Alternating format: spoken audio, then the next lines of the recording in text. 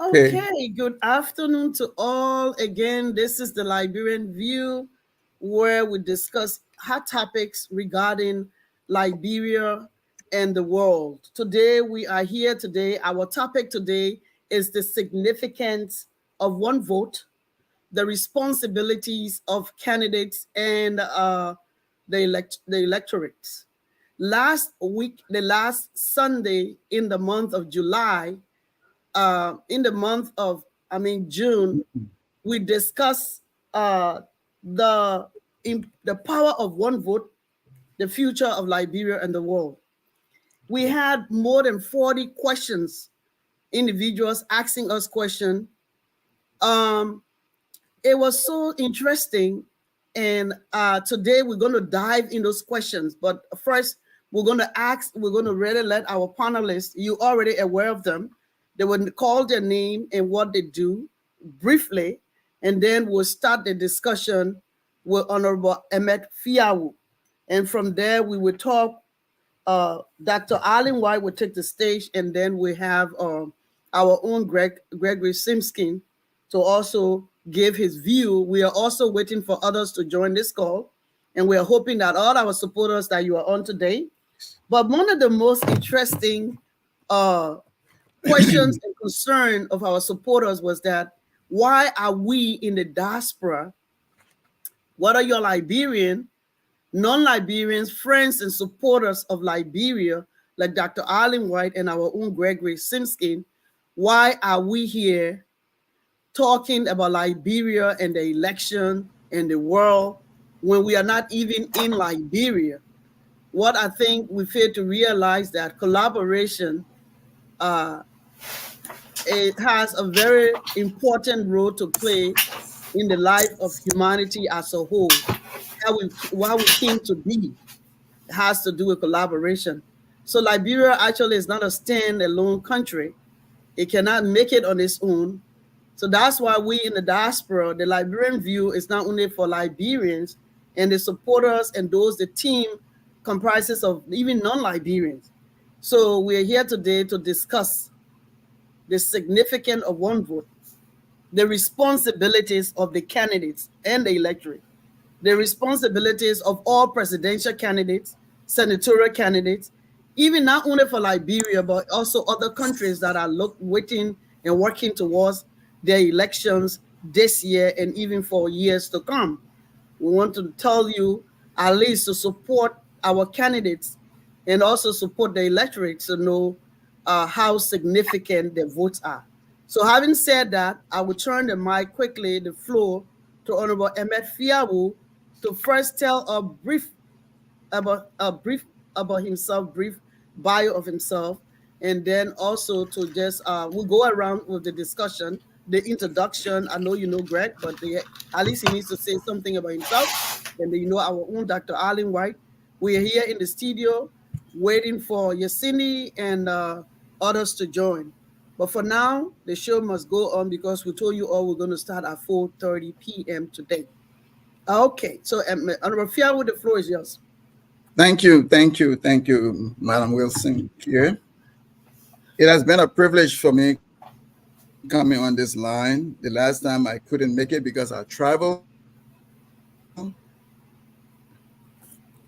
and very humble and a privilege that I'm here to discuss about Liberia and the world as well. My name is Emmett K. Fiawood. I am an architect in Washington, D.C., as well as I'm an entrepreneur. I have other businesses in Washington, D.C. and in Maryland. I've lived in America for over 40 years.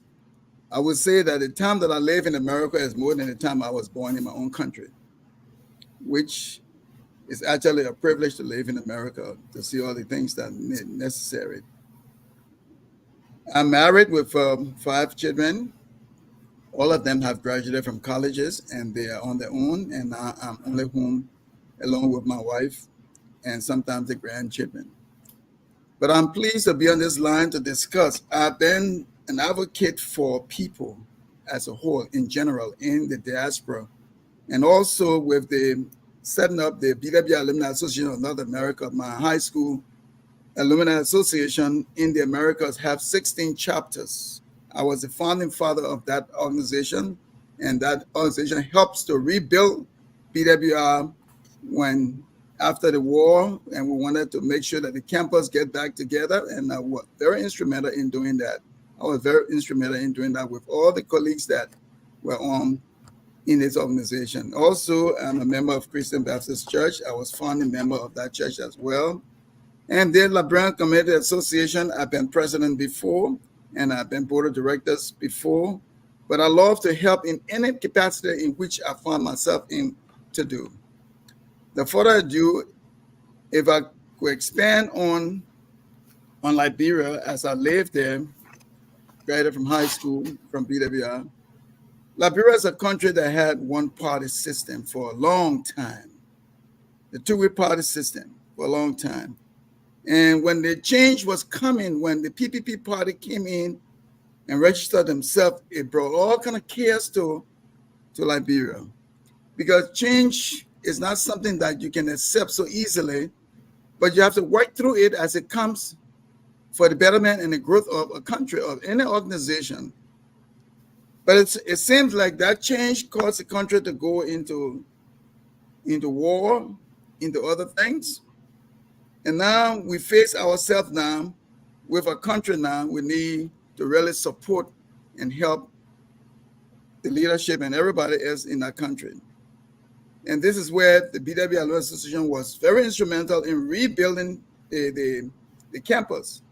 And now the campus has been running for the past over 10 years since we rebuilt that institution.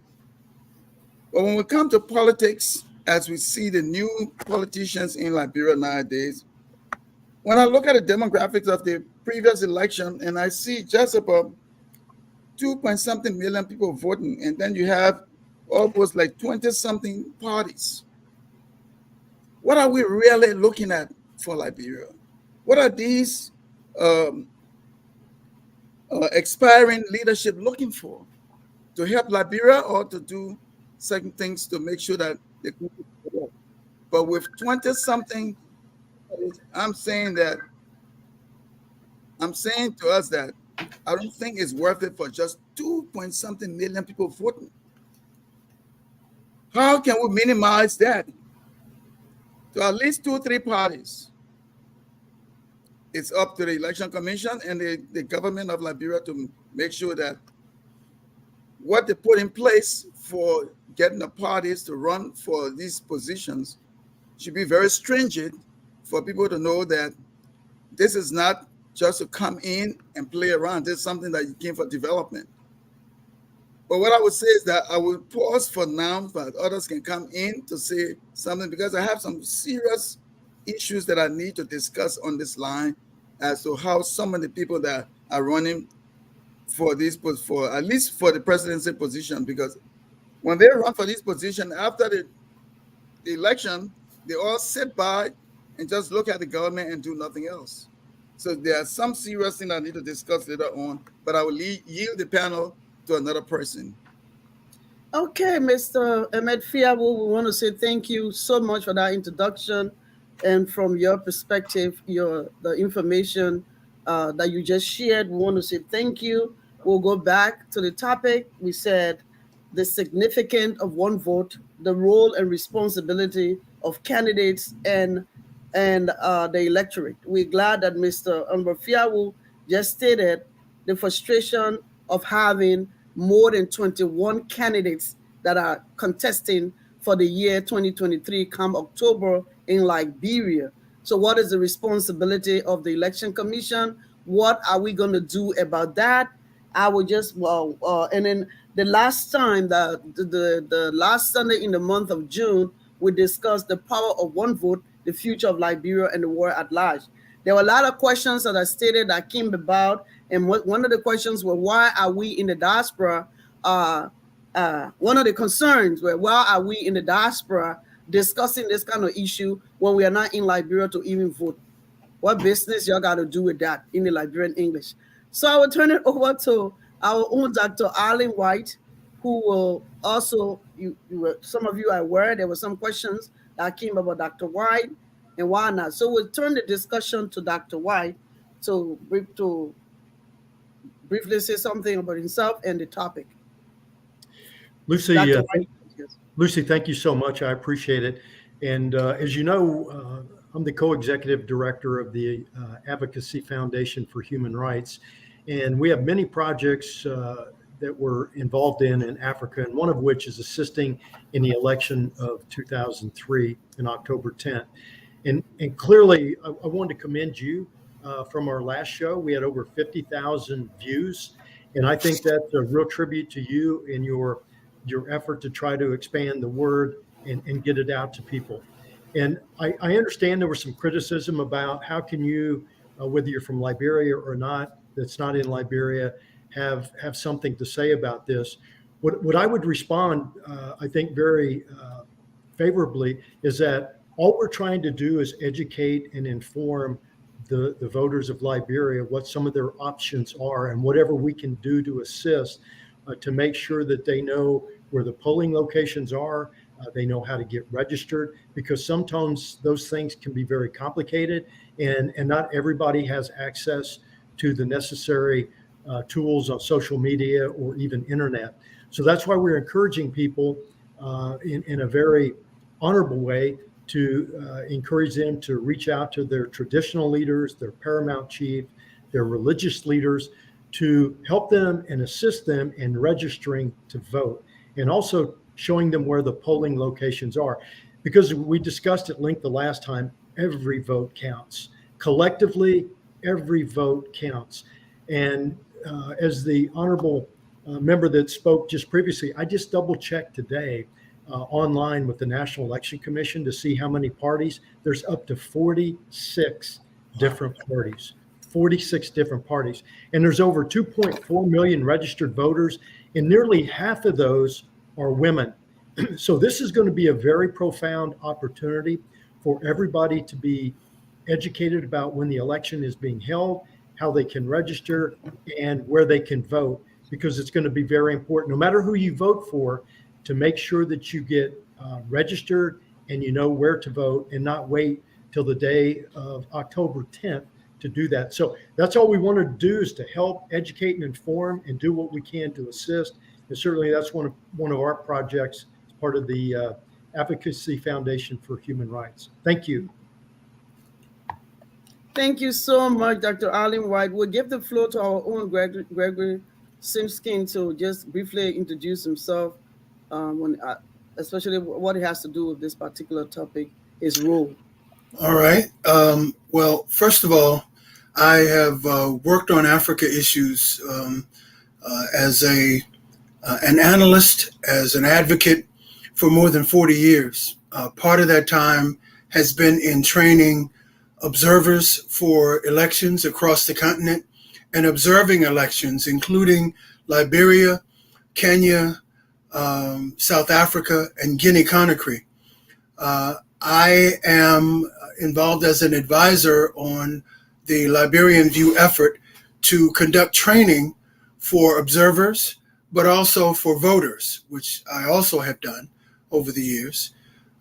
So that's where my nexus comes in terms of this particular project. I have worked in the Congress, holding hearings on designing and managing hearings, including several on Liberia and elections. I've testified before Congress, before the House, and also the Senate on democracy and human rights and trade. I've worked on the African Growth and Opportunity Act from the beginning when I worked in the House, and when I worked at USAID on Prosper Africa from its beginning. So I've been deeply involved in Africa for a long time. And as to the question of why people who are not in Liberia are so concerned, Liberia is the closest thing the United States has to a colony, or had to a colony in Africa. Many Liberians, Americo-Liberians, came back more than 100 years ago to found the Republic of Liberia. On my birthday, I should point out, July 26th. But the other thing is that we are all in the diaspora linked. And there are efforts by all of the diaspora groups to try and coalesce and work together.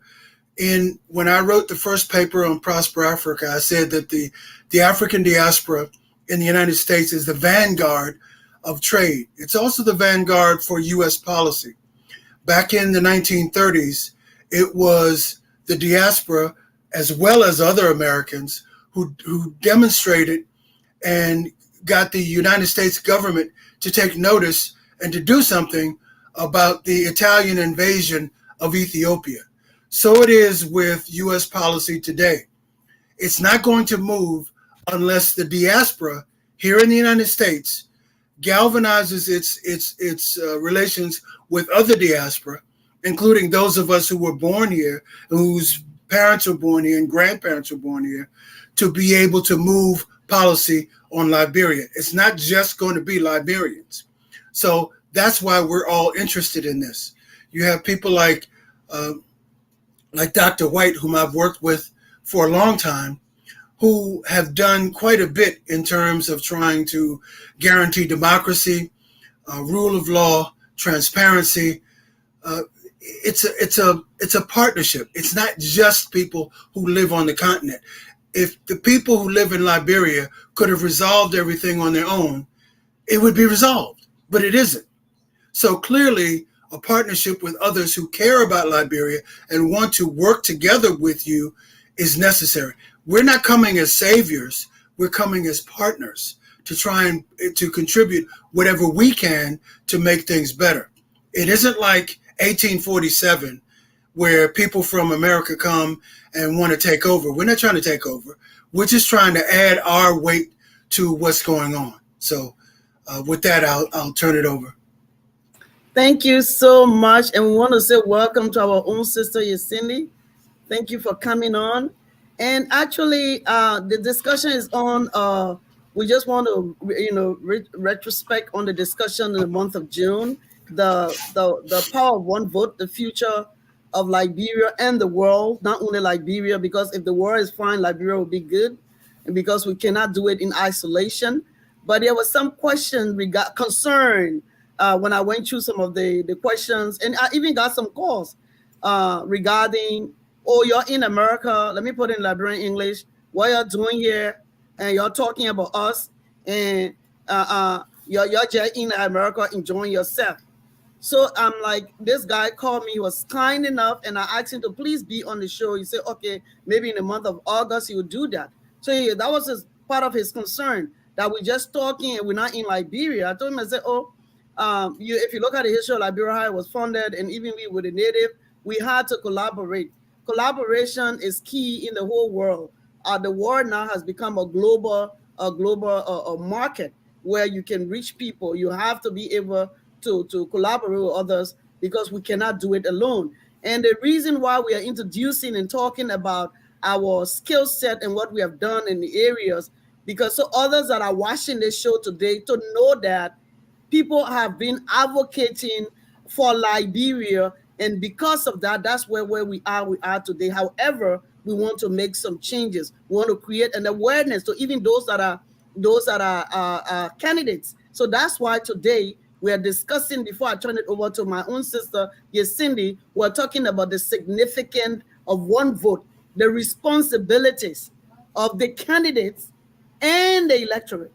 So your responsibility, the candidate responsibility is what we're discussing. And this is just to give you a support and awareness of the significance of one vote. So I'll turn it over to my sister, Yesindy, and then we'll go around the table after Yesindy has spoken.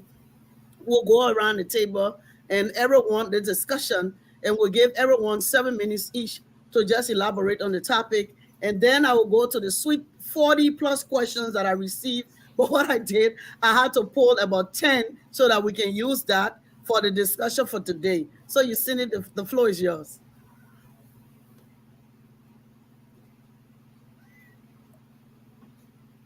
You're muted. We're not hearing you.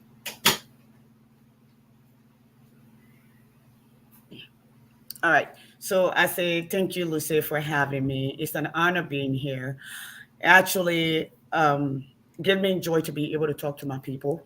I believe knowledge is power, but vision is where it encompasses the word or encircle the word. But I think it's Einstein I said that, which is true. Um, Doc, thank you for being here. Thank you for still continuing to fight for us. Gregory, I heard you. Emin, I heard you. Just to bring me up to where we are. I came to this country before I turned 21 because of the war. I have no family here. I jumped on buses to go protest to make sure that our people cries were heard in Washington, in the streets of anywhere in America for that matter. There are hundreds of thousands of Liberians that enter in the US on resettlement or on DV. It was due to people like Dr. White, Mr. Atkinson Semsky, and Mr. Flower. Hopefully, I can see that my light is in my face. Because Yeah. people like them added a voice to our voices. We did not have the connection. We may have had, and we did not even have the numbers. So it was Black Americans, it were white Americans, it were foreigners, everyone who believed in humanity, in freedom, in democracy, were part of this process that got Liberians who are supporting Liberia today with between 300 plus million to 500 max million a year that supports Liberia. So we have a stake in here. We have a stake here when people leave their country and go to our country to make sure we eat. We have a stake in here because America gives hundreds of millions of dollars annually to Liberia to keep our people safe, to have them eating, to keep our hospital open, to keep our schools going, to say the least. So we have a stake in here. If I am, if not just me, the American taxpayers are taking from their family to send it to you, we have a stake. But here is my rule. I went home and I did register. So this will be my first vote, and I'm in my 50s. And that's the most expensive car because in America they give you the credit card, you use it and you pay later. This I have to pay for it before I got it.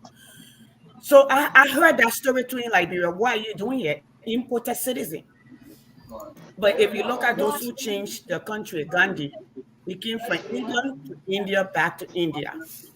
If you see King from Philadelphia back to Georgia and to Alabama. So we can go back to the days of Nehemiah and to Moses and all of these people. We are the Nehemiah.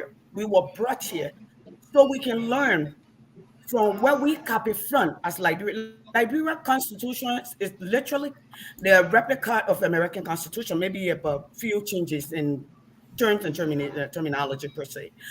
So to say, why are you talking?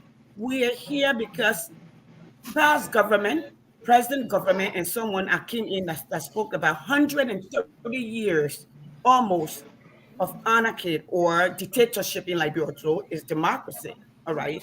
And then we brought the war. We have not educated our people. Democracy does not flourish without information or education. Majority of Liberians cannot read at 8th grade level. Even most that are college graduate.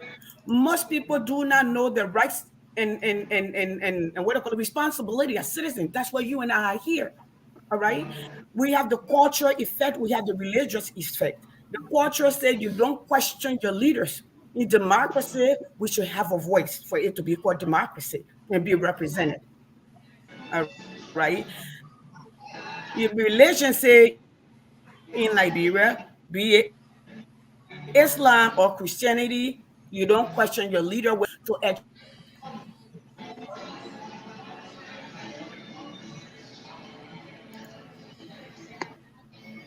Thank you. The system keep going in and Okay. out. Maybe it's me. Can you Okay. hear me? It's fine. Okay. It's fine. We just want to say thank you for that because for that introduction, for those who have just joined us, well, first we went back to look at what we did in the month of June. Well, our topic was the power of one vote, the the power of one vote, the future of Liberia, and the war at large.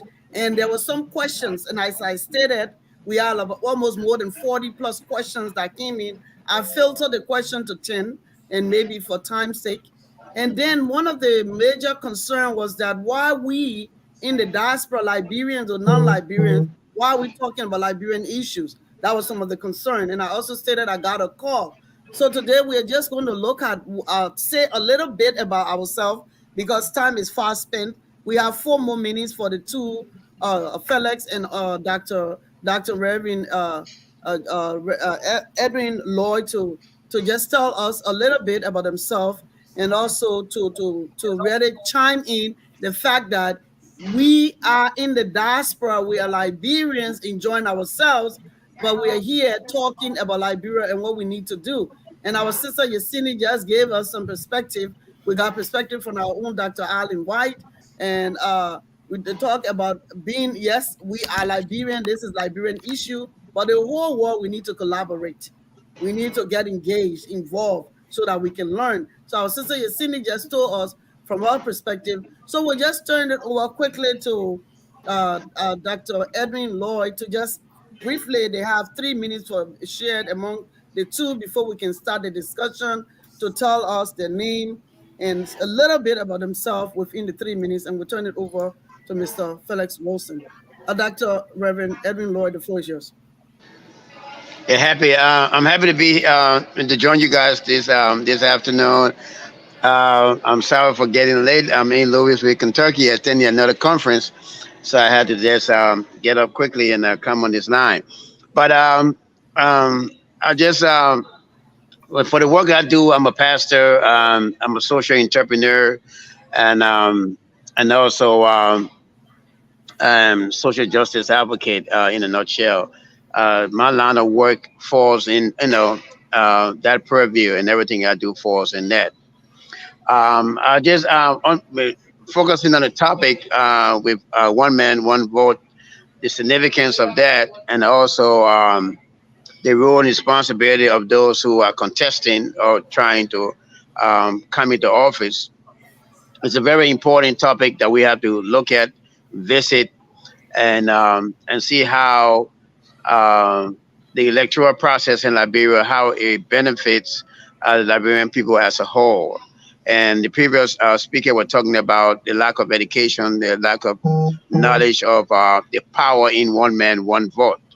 And basically, of my observation, and I've been saying this, sometimes become controversial, but I don't think Liberia is ready for one man, one vote if we cannot educate our people so that they will understand the significance of their vote and the power that the vote carry. Because the purpose of those who are the electorate, or those who are qualified to vote, are individuals who are given the right to choose someone who is a better leader for that nation, or who's an appropriate leader for that nation. All right. And given our culture, our tradition, as was explained, most of the decision-making process is now based on who is qualified, who is able, who is appropriate to handle the gap of authority. Basically, is based on affiliation, what they know, or tribalism, and so forth. So the cultural factor also is something that we have to look at. So the one man, one vote is very important, very significant. Give every individual, every citizen their responsibility to exercise that franchise. But we have to really look at it, and as to go forward, not to take your time, we'll look at what we need to look at, how we can fashion the suggestion, how we can structure or additionalize the voting process to be able to meet the need of our national agenda. I will stop there so I won't take all the time, but we'll come in later to discuss that.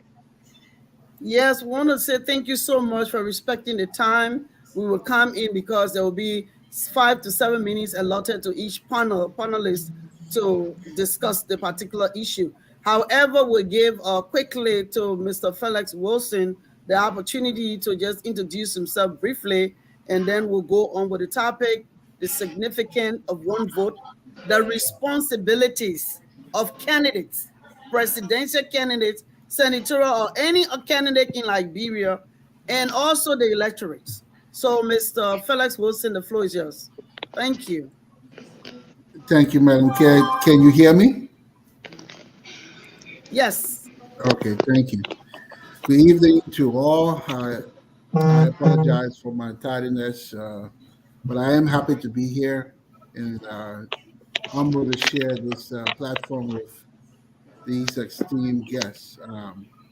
My name is Felix Wilson. As been said, I'm a philanthropist at heart, financial project analyst by profession, and work with multiple nonprofits here in the United States, to include this our own Liberian View. I um, Lucy pulled me in a few years ago, and it's been an exciting run so far.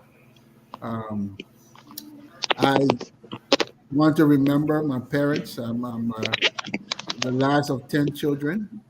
A. John Wilson Sr., who was commonly called on the farm with A. John Wilson back in the day, worked for the Department of Agriculture.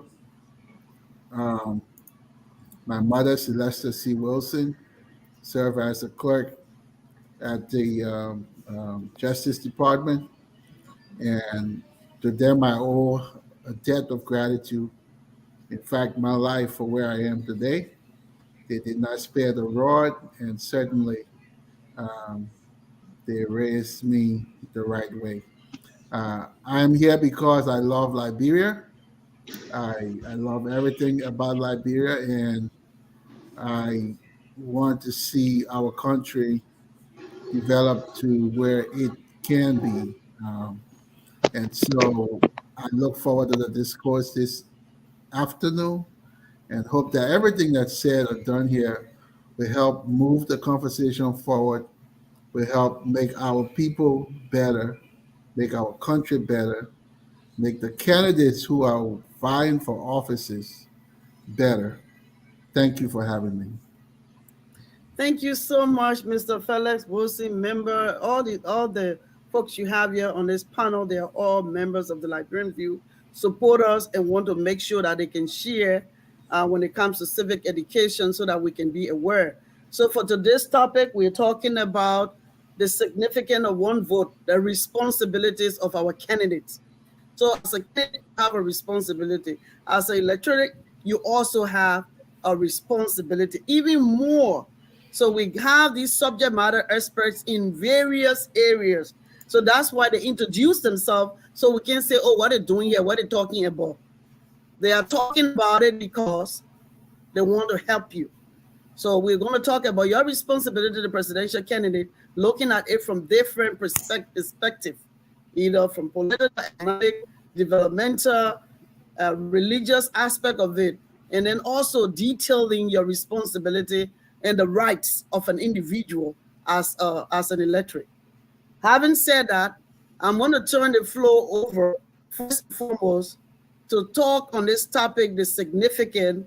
We'll first have Mr. Gregory Simpkins, and then I will move on to Mr. Emmett Fiawood, then we'll come to Ms. Cindy. From there, she will look at it from their perspective, and then she will go on. So, Mr. Gregory Simpkins, the floor is yours, and thank you. We're giving you 5 to 7 minutes. Thank you. Well, thank you very much. I mentioned a bit earlier that those of us in the Liberian diaspora and the greater diaspora, the greater African diaspora, have been interested in Liberia for a long time. I know that my friend Dr. White and I have worked on Liberian issues for more than 20 years, I think, at least. Some of the first Africans I ever met were Liberians. So I've been interested in Liberia just about all my adult life. And it isn't a question of what some people may think, dilettantes on this side of the Atlantic trying to tell people what to do.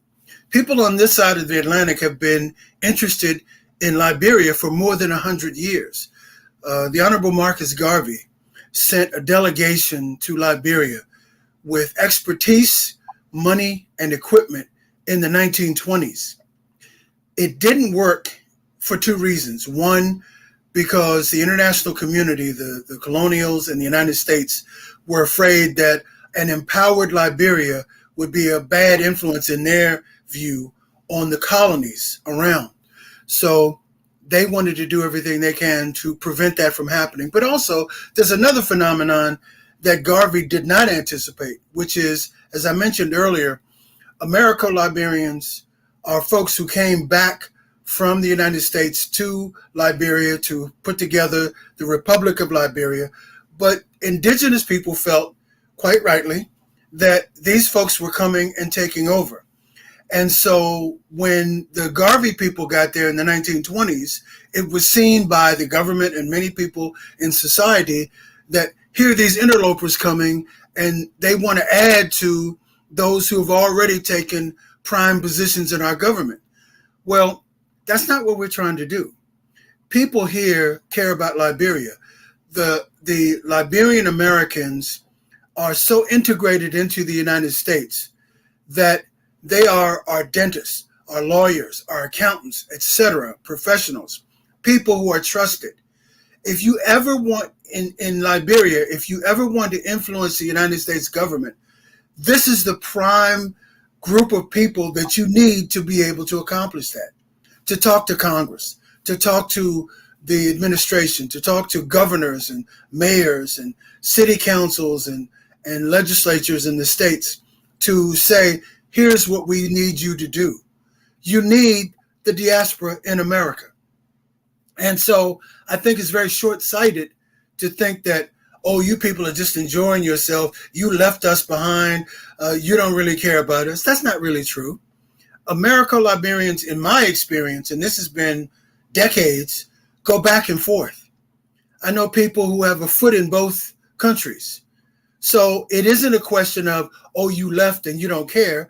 No, you still have a relationship with Liberia. I feel like even though I'm not Liberian, my heritage, according to my DNA, is actually from another country, but I still have great concern about Liberia.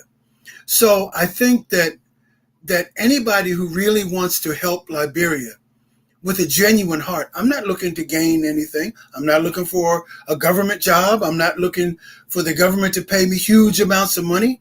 I'm looking to help a country that has been troubled for decades.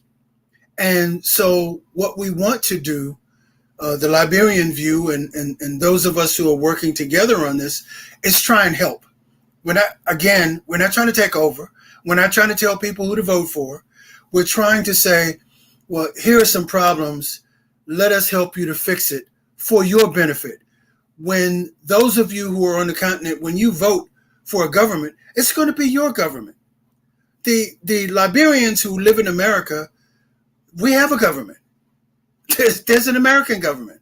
In fact, we're preparing for elections next year. So it isn't that we're trying to say, well, we're interposing ourselves and we want you to do what we want you to do. No, you vote for whoever you want to vote for.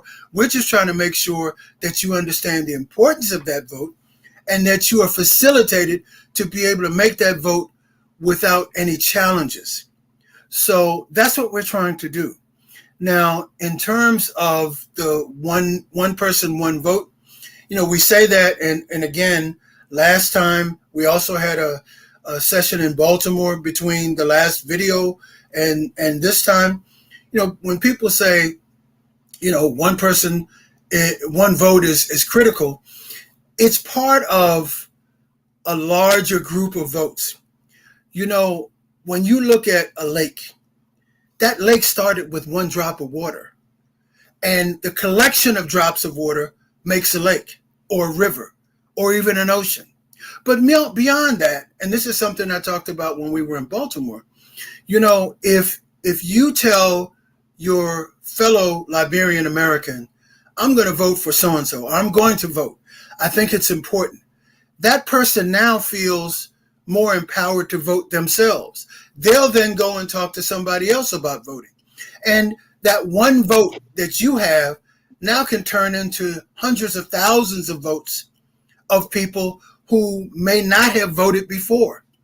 We can't afford to have an election where a tiny minority votes, where many people stand on the sideline. Because whether you vote or not, there's going to be a government.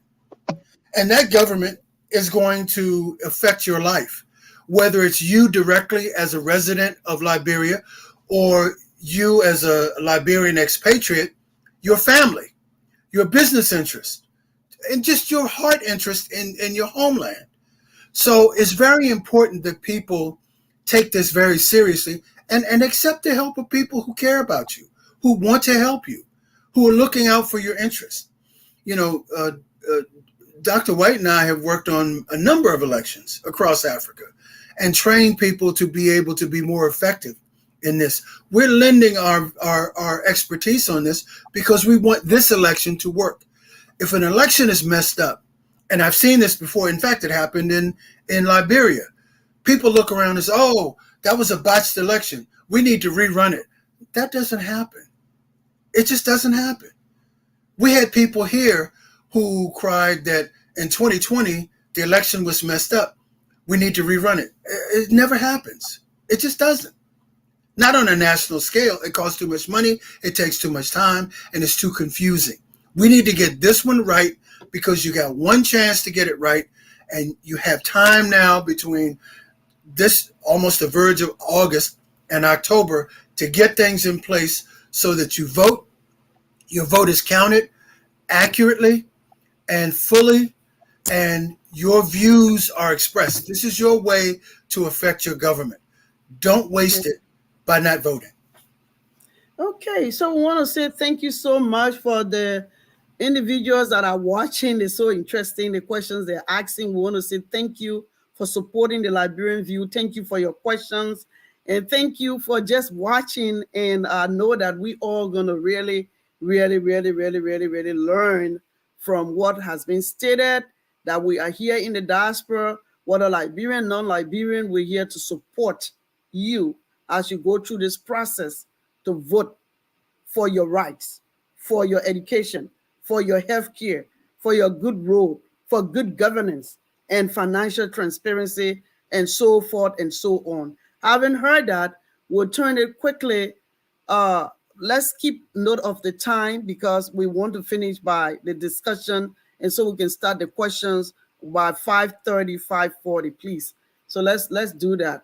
So we'll turn it quickly to Honorable Emmett Fiawood, and after that we'll hear from our own Yesini and then Dr. Arlene White. So Honorable Fiawood will give you 5 minutes to just give us a little view when it comes to the significance of one vote. Thank you. The responsibility of presidential candidates and the electorates. Thank you. Thank you, Madam Chair.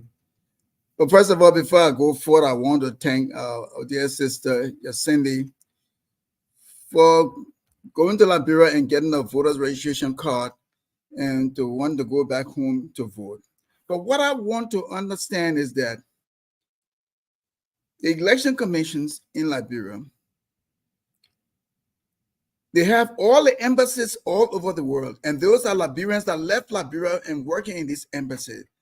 Are they not eligible to go back to vote? Do they have to go back to Liberia to pay their way and to do all things, go maybe to a family, friends, or hotel just to go and vote? I mean, is there not a process that all those people that work in this embassy came from Liberia and live in other countries? Do they have the opportunity to vote? Do they have to go back? Now, this is something that I think the election commissions and all those that are running for this position should have looked into it, because those are quite a number of people. When you take America alone, the Liberians that are in America, they have green card holders. They are not American citizens. They're still Liberian citizens. Why can't they tap these same people to go to the embassy to register and also to do some voting? America does it. All Americans are all over the world, wherever they are in the embassies, they have voter registration, they register, they go there to cast their vote or they mail the ballots all the way in. Liberians that are running for this position, can they look at those and see what the election commission can put in place for the millions of Liberians that are out in this world, that are so profound that they are eligible in Liberia, even though they are not in Liberia paying taxes, but the money that they have been sending home to the families is much more something that you can say, well, they are part of Liberia. I say to us today, do not forget to cast your vote. Your one vote can make a change in your country. Your one vote can establish somebody to run that country. Your one vote, don't forget, your one vote.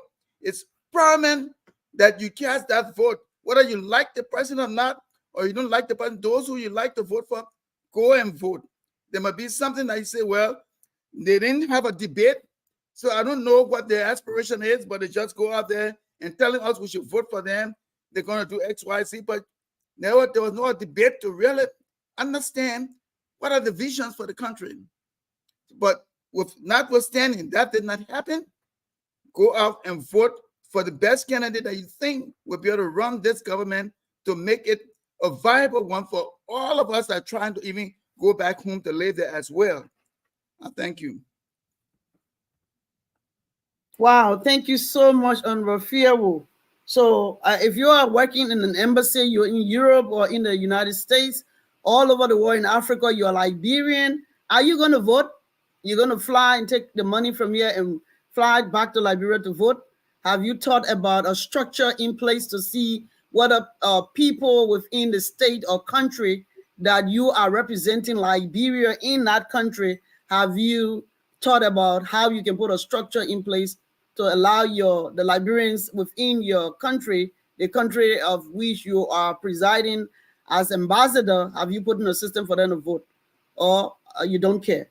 So, but anyway, we're gonna move ahead to one of our strongest advocates in the United States, someone I've worked with, someone that I respect, someone that is so strong. She even has her voter ID card in her purse, and she did show it to us to make sure that to let you know I'm not yet just talking, but I registered to vote, and I know my rights, I know my responsibility. And so, what is the responsibility of the candidate? We see that a lot of people visiting this county, see everybody coming with their T-shirt, wearing it and jumping. But actually, we on the Liberian View, maybe someone can tell me something different. Have you seen where a presidential candidate in Liberia or outside of Liberia have a forum to educate individuals how to vote? Or maybe it is not the time yet to educate, but we here on the Liberian View, we are concerned because we want to know what you're doing and to know the significance of one vote and your responsibility as an electorate or as a presidential candidate. I will turn it over to my sister, Yesenia Martins Kibi.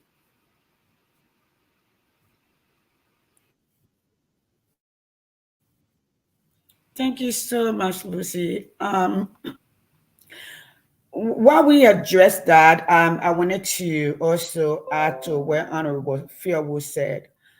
Honorable, last year we filed there by 4 women. We filed a lawsuit while we were in Liberia to make sure that they provide, or there's a provision for Liberians all around the world to vote where they're resident. The Guineans go to the Guinea embassy during the election and vote in Liberia. They are voting to the same. So do the Americans and many other nations, the British, all of them do that. And being the oldest nation on that side of the continent or part of Africa, I think we should. But you know how it works in Liberia. That particular suit was denied. So we appealed to the Supreme Court. We're still waiting, just so you know. But the card for me is not because it's symbolic. And the reason being, if I'm telling people to go out and vote, I'm telling you the importance of my one vote. That's why I've left my kids, left my job, flew in to register, and not just to register, to educate people.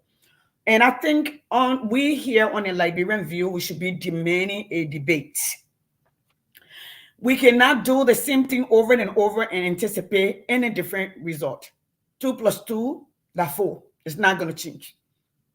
You put A down, it will be A. It's not going to change to C. Let's say you're doing some kind of math problem. Okay, C equal this and equal that. No, that's not that. Just in that common sense.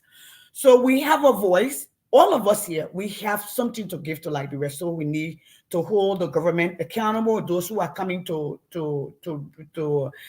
the would-be leader per se need to come out and debate. We want to hear from them. Besides going to the candidates, those are 2 things. I think the political parties If they really mean well, they have a responsibility, since the government is not going to do it, has not done it, will never do it until we get the right person in power, to make sure as they are out, they explain to the people or educate the people why they go to election, the essence of their vote, why they must or should be elected, what separates them from the other people.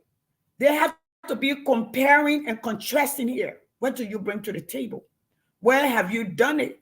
Where will you do it? How will you do it? Even if they don't ask, you should be able to explain that to the people.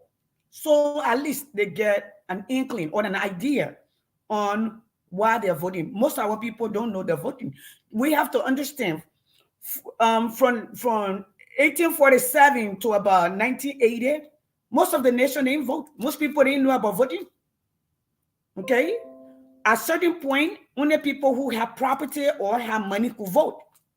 So this thing of voting is a new dynamics for Liberian people. And not understanding their rights and responsibility or no civic education, then that's another hiccup right there. Now, as to thing though, the government has the most burden of proof at this point to educate the people, to protect the vote. While this is idealistic, it's not going to happen. Each candidate must pay and find credible people to protect the vote. When the people cast the vote is where everything is going to happen. All right? So the candidates have the responsibility. That's why you cannot be poor and run for president in Liberia. Or if you are, you're going to mortgage everything before you start. So by the time you start, you owe so many people that you have to give out almost everything that you would not do, as you said. So the candidates, you ask the question, the candidates have the responsibility to educate the importance of the election or the casting of the vote. They also have the responsibility at this point, because when I cast my vote and walk away, I won't know what will happen in the voting booth.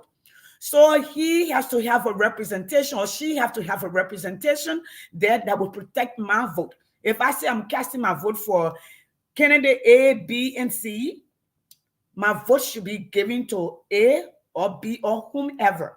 But this is not the case of Liberia, as we discussed in the last Liberian View. So let me come back. I know you're critical there. The government has a responsibility to protect every vote. It should be a criminal when you change people vote around, when you cheat. But in Liberia, at this point, anything goes.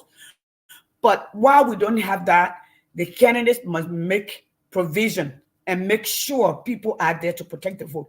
They also, at this point, have the responsibility to educate their people so that we make the right decision. And while they're voting, it's not merely for 2 bag of rice or 1 bag of rice or for T-shirt or for $20. It's not for that. It's for their future and the future of their children. So that one vote can change everything. Lucy, thank you. Thank you so much, Cindy. So if the government of Liberia is listening, we know that you have the responsibility to protect every vote and to educate our people. So we are hoping that that is done. In lieu of that, we also think that from this particular Liberian View, that the candidates should also they know their responsibilities, not to just march in various counties with your flag and telling the people you're here. So that's the discussion we have in the significance of one vote. You as a candidate, your responsibility. If it's just marching in Kakata and Bami County, Buchanan, showing flag, everyone running behind you, maybe they don't even know where their voting card is, whether they put it under the bed or whether they've already sold it, as we saw a lot of voting cards were with some individuals, they were playing with it. So this particular discussion is to tell you the importance that how you should educate your people that are your followers, people that were supposed to vote for you. Having said that, we'll go quickly to Dr. Allen White, who will also give his his perspective, either is political or historical, and then we'll move quickly to Dr. Edwin Lloyd Jr. Thank you, Lucy. In the interest of time, I'm really looking forward to hearing the questions of everyone. To me, I think voting is the most important right that you have. It doesn't matter where you live. And it's not even socioeconomic. And what I mean by that, it doesn't matter how much money you have, doesn't matter who you know. Everybody has the right in Liberia to vote if they're 18 years or older. So it's a very, very significant and important right. And it's one of the most significant responsibilities, civic duties and responsibilities that you have as an adult. And if you don't like the government that's in place, this is your one time to change that and make an impact. That's why your one vote is so important, because once the government is in place, you can't change it until the next time to vote. Now you're going to have a time, if you don't like the way that your government is conducting business, you don't like the corruption, you don't like the human rights violations, you don't like the sexual assaults, you don't like the way that your government is protecting you, you have a chance to change that government on October 10th. And that's why it's your duty and responsibility. And it's very, very important. And this is where the one single vote can make a difference. And it doesn't cost you anything if you live in Liberia to go register and make sure you're properly registered. You know where to vote. So on October 10th, you can exercise that very important right, if not your most important right, as a Liberian. Thank you. Thank you so much, Dr. White. You've heard what you need to do as an individual, how it is your right to vote. Because if you don't vote at all, that means the person you don't want is going to be president. So that's the decision you make without voting. And so your voting is so, so important. We're going to move quickly to Dr. Reverend Edwin Lloyd Jr. To state his perspective on this discussion. Thank you very much, Madam Chair, for this opportunity. Just wanted to quickly dive in to say here, as we all cannot emphasize that voting is a fundamental right of a citizen, and that's how you exercise your ability and your power to choose the leadership of your nation, but basically not just choosing someone, but make sure that you are aware of what their agenda is and whether the agenda is in the national interest. And so as a person or a citizen exercising that franchise through casting your ballot, you have to have a keen understanding of the power of your ballot, all right? And also have a keen understanding of how you can use that power in order to change the direction of your nation if you are unsatisfied with the direction in which it may, is currently in at that time when the vote is being cast. So that is very important. And then that's a fundamental right. Everyone should have it. But what we observe in our society and community is that those who are vying for offices capitalize on the ignorance of the voters.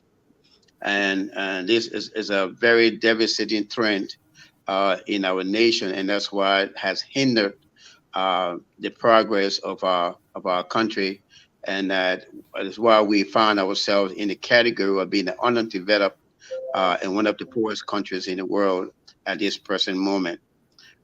We have not been progressing; we have been regressing because of the lack of political will to be able to ensure that the rights of the citizens are exercised and the citizens receive the knowledge they need to give them the power to exercise change. And this is very important.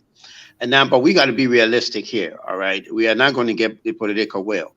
Number two, we are definitely not going to get the support of the government to allow those in the diaspora to participate in elections, because it's not in their best interest for the diaspora to participate. All right. So what we need to do there in the stage of when you talk about responsibility of the electorate and those vying for office, we in the diaspora now need to galvanize our power and our weight, because the diaspora, the Liberian diaspora now, is a very valuable asset to the future of Liberia, because we have all the professionals and we have the financial power, and we have the ability to be able to effect change in Liberia. We may have not realized it, but we do have that power. But we have to galvanize our effort and our resources to be able to pressure the Liberian government to be able to do the right thing. Because we don't have constitutional excellence, which means the equal exercise of the power of the three major branches of government. And so therefore, the Constitution allows them to exercise the power, but those three branches of government, the judicial and the executive and the legislative body of the nation, they all are not exercising their power, and they can be swayed and influenced very easily, to the detriment of the nation as a whole. I was in Liberia recently, and my observation, and Liberia had, there's the prospect in Liberia is so enormous, but the lack of system and the lack of political will, all right, to put the country in a direction that we yield progress, or we trigger progress, is not the will of the incumbent administrators of that nation.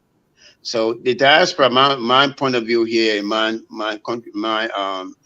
idea here is that we in the diaspora, when it comes to voter education in Liberia, we have to take the responsibility.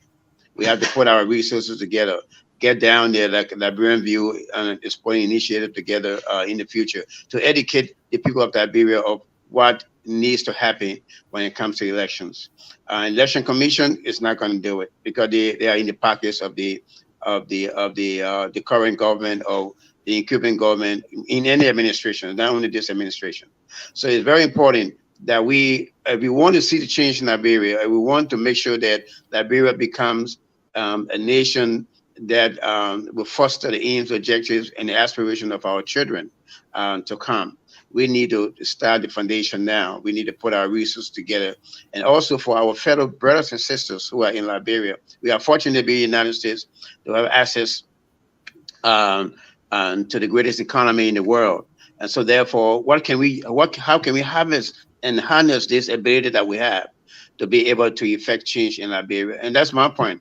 All right, we can see everything that needs to happen in Liberia, what the government needs to do, what they are not doing, and it's true, but nothing going to change, in Liberia until we begin to effect change from this end and use the power we have. Yeah, all right. So therefore, I just want to stress to appeal to all Liberians who are listening, Liberians who are in on grounds in Liberia. We need to begin to take personal responsibility and collective responsibility to effect the change that needs to happen in Liberia. If we do not do that, we will continue to hope. That's all we'll do, just hope. But we need to start taking action to be able to do what we have to do. So we still have hope, but we just got to keep praying, and that God will be able to give us the ability to come together, and so that we can change the future of our nation. It's a great nation. We are great people, and the founding fathers and their aspiration was to create this great nationality. And that would be what? That would be a pride to the Black race. And so we still can create that great nationality, and as we have done in the past. Because we did several sessions here concerning Liberia contribution to the international community, or to global economics and global politics. And if you read history, you see the effect that Liberia have had on global politics or the geoeconomic trend of the world. Liberia have a very impactful presence, and we can still come back to that. So I will rest my case on that. But we in the diaspora need to start making that change and not to look back at Liberians or the government in Liberia to do it. It's not going to happen. Thank you so much, Dr. Reverend Edwin Lloyd Jr. Uh, the responsibility of individuals in the diaspora. If you're listening, even the friends of Liberia, supporters of Liberia, this election is not just the people business that I'm a business in Liberian English. It is also our responsibility. I know the last time my own sister Yusini also talked about coming together and forming a team for us to really, really work hand in hand. We can't just sit in the diaspora and do nothing. We need to do something. It is our responsibility. Even forming a team to make a call is our responsibility. Just call someone in your village, tell them how to vote. So we'll turn it over to our own Mr. Felix Wilson, who will give us his perspective, and then we'll rush quickly to the questions. I can tell you the questions are so important. So stay tuned.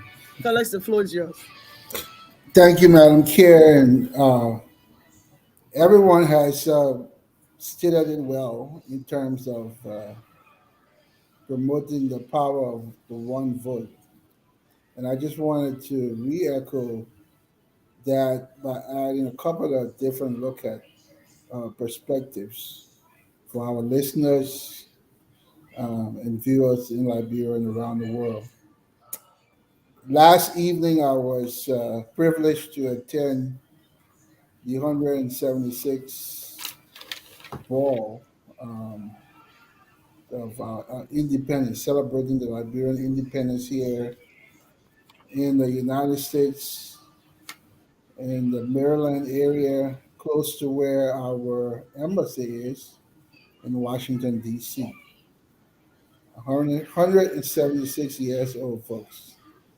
And I was at the Ukrainian Hall and saw the grandeur, splendor with which it was decorated, the fine wine and beautiful food, and folks dressed to impress.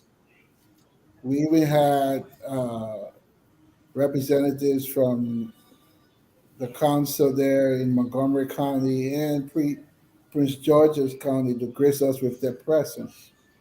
And I look at the gathering, as I always do when I'm in a Liberian setting like such as that, and I compare it to what we have in Liberia today.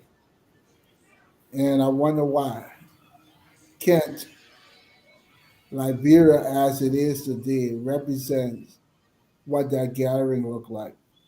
The beauty, the splendor. And what do I mean by that? Why can't our streets be clean? Why can't our kids get adequate education? Why can't our young girls feel protected? Why don't we have roads that connect all parts of our country? Why is it that today, after 176 years, the best hope for a Liberian boy or girl growing up in Liberia is to become a government worker, right? Everybody looks for a government job and thinks that's the way to go. Okay, it's a signal of success. Why is that? All right, it's about time we remind our young people that we need more doctors, we need more lawyers, we need more electricians, we need more plumbers, carpenters, you name it. Okay, we need more businessmen. Our economy, as we've talked before, is run by foreigners, the Lebanese, now the Chinese, right? There's so much there for Liberians to benefit from, but it starts with the power of the vote. And we must connect to that, folks. As you prepare to vote, I'm not going to belittle any Liberian. If you are of voting age, you have the power to vote. And I'm admonishing you to do everything in your power to educate yourself. And if you find it hard to educate yourself, just listen to what Dr. Allen White just said. It's very simple, right? Look at what's going on around you. If you don't like it, then it means you need to change. And if you need a change, you need to figure Yep. out who's the best person to put in place. And that will help you make a decision. But I encourage you because you have a responsibility to vote. Those of us in the diaspora are done. But we also have a responsibility. As I stated the last time, we have to be all in at one as one. What do I mean by that?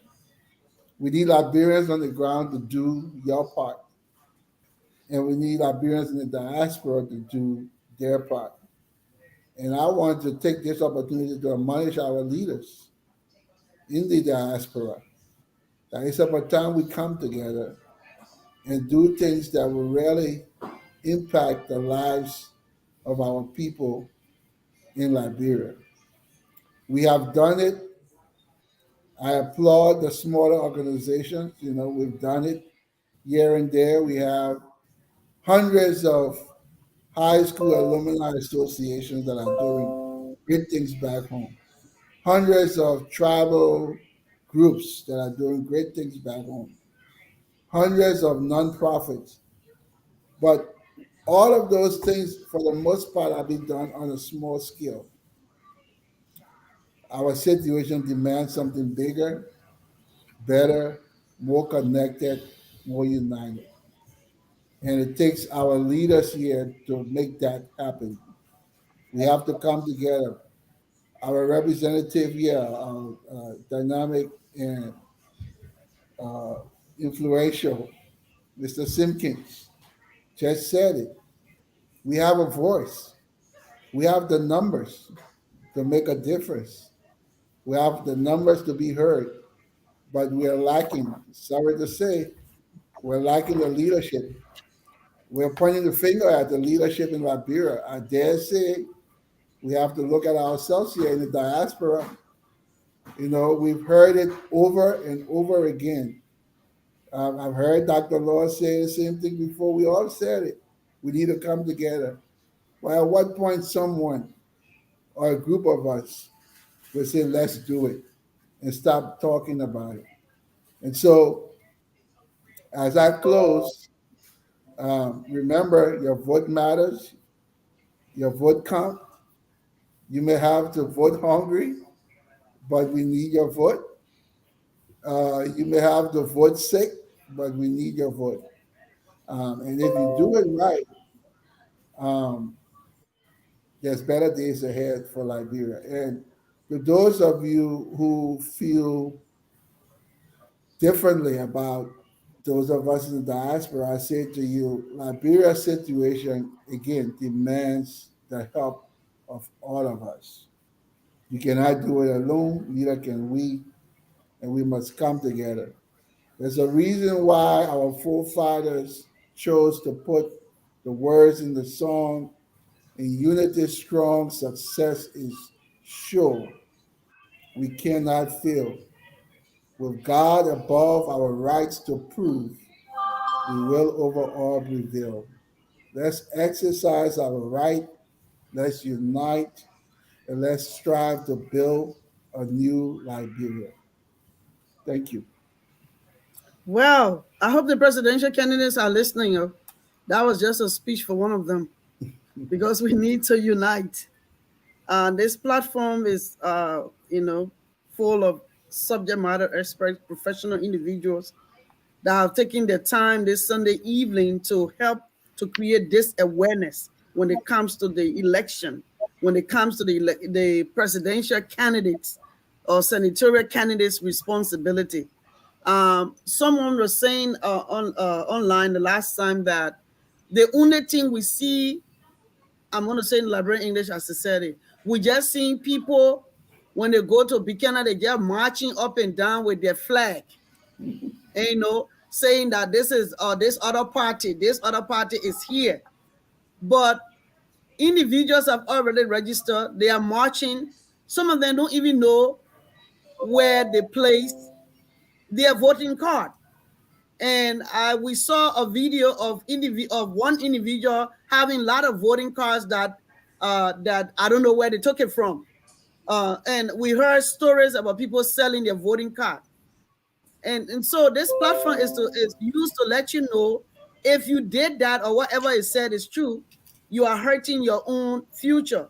However, the person was saying that what measure can a presidential candidate take to engage with individuals, voters effectively? Because presidential candidate have middlemen, sidemen that will be talking to the uncle, vote for this person. But how can a presidential candidate himself or herself reach out to an individual voter effectively? What you think? Anyone can chime in.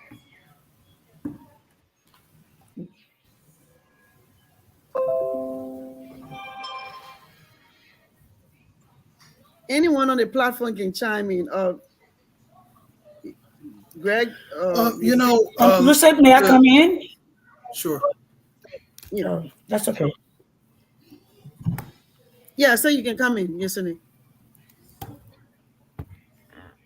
Or you Okay. want for Greg to speak? So, from my observation and my experience, because I had an opportunity for the last 12 months to go to Liberia about 3 times, visit about 6 counties, different sector, different towns, some which you don't get signal, people don't have phones.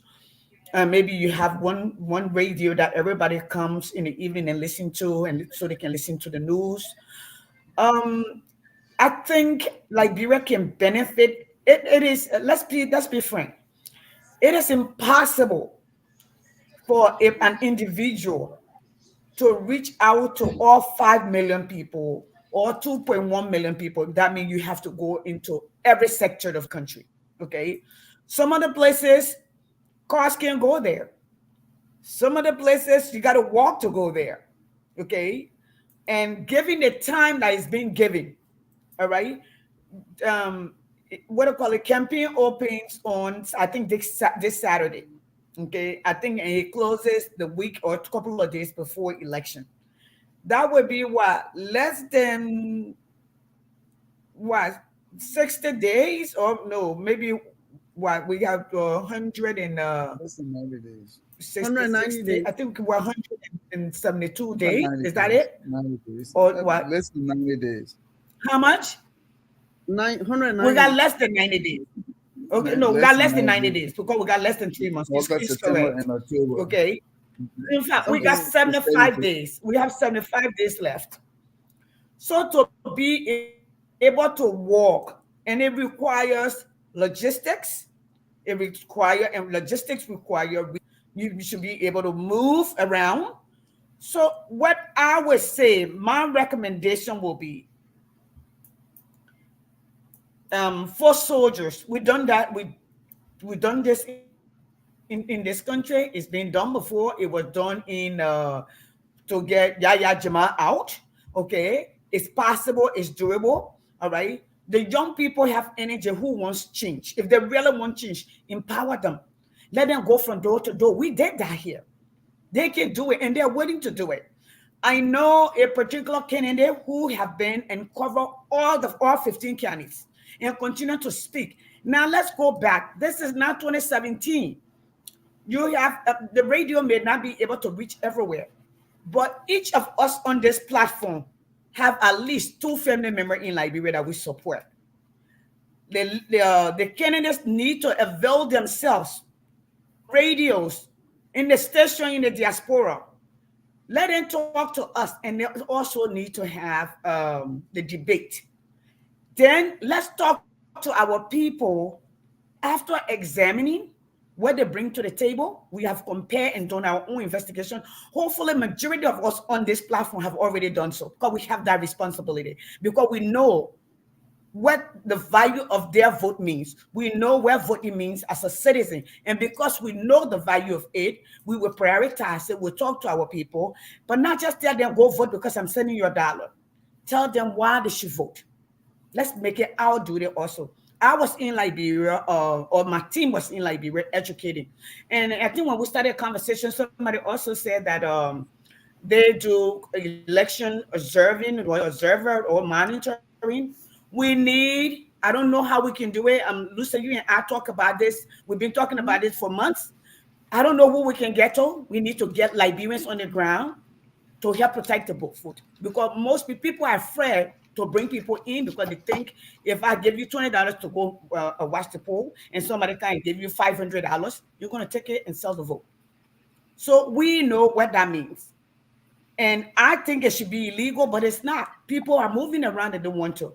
So those are the things that I particularly recommend. The person who asks, the candidates need to reach out to the people. They need to get the people out. They themselves don't particularly have to go, but they can go into where you have most of the places that they can, and they can let the people go. Everybody needs to spread out and teach the people, and not just tell them come and vote for me. Yes, people are all over.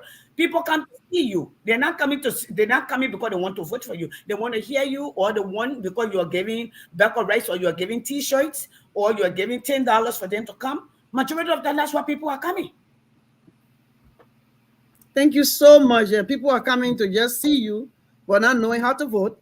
People are coming to just look at you and see what you will say, but you're not even telling them how to vote.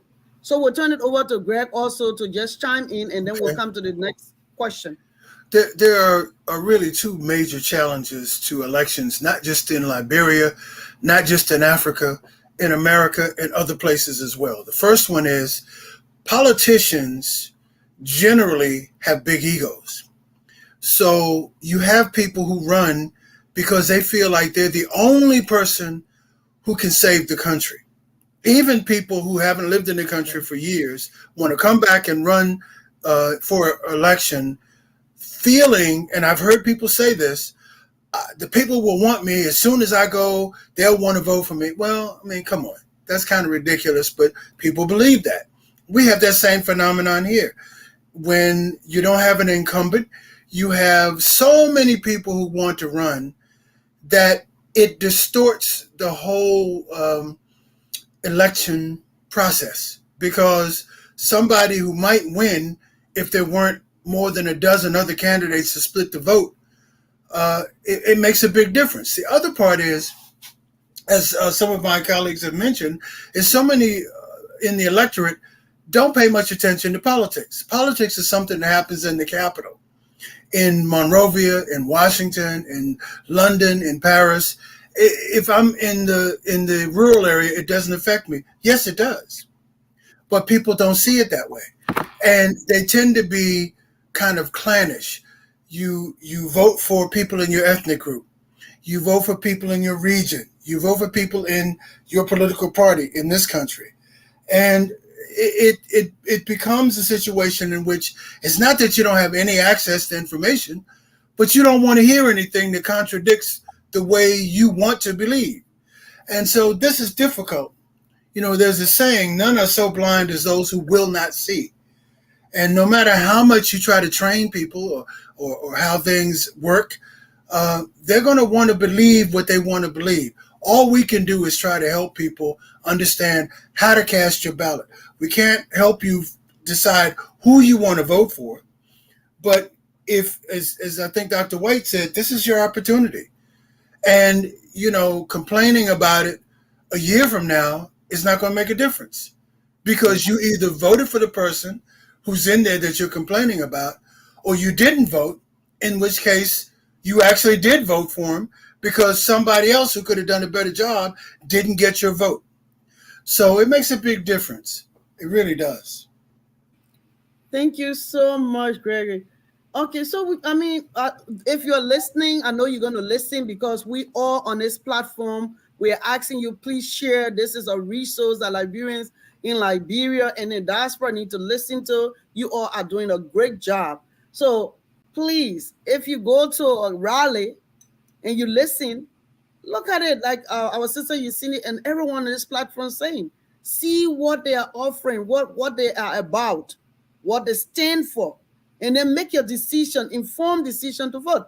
So having said that, another panelist, this question is going to be for Dr. Arlene White and Honorable Fiawu, and then others can chime in if there's a time and need. So someone was saying that, all of you on this platform, you were talking about the power of one vote, the future of Liberia, and also the concept of every vote counts. But then how can this aspect of the power of one vote influence the candidate's sense of responsibility towards the electorate? The concept of what every vote counts. We say now the power of one vote, the significance of vote. How can this concept influence a candidate or presidential candidate sense of responsibility towards the electorate? Because I know that you see it stated, oh, they can't reach everybody, but there's a strategy that they use. They visit them, they go to. So this question is for Dr. Allen White, and then for Mr. Emmett Fiawu, you can chime in. Dr. White? Well, I think, the best thing that the people in Liberia can do is, I think most of them have access to social media at some point. It's a lot better than it was there.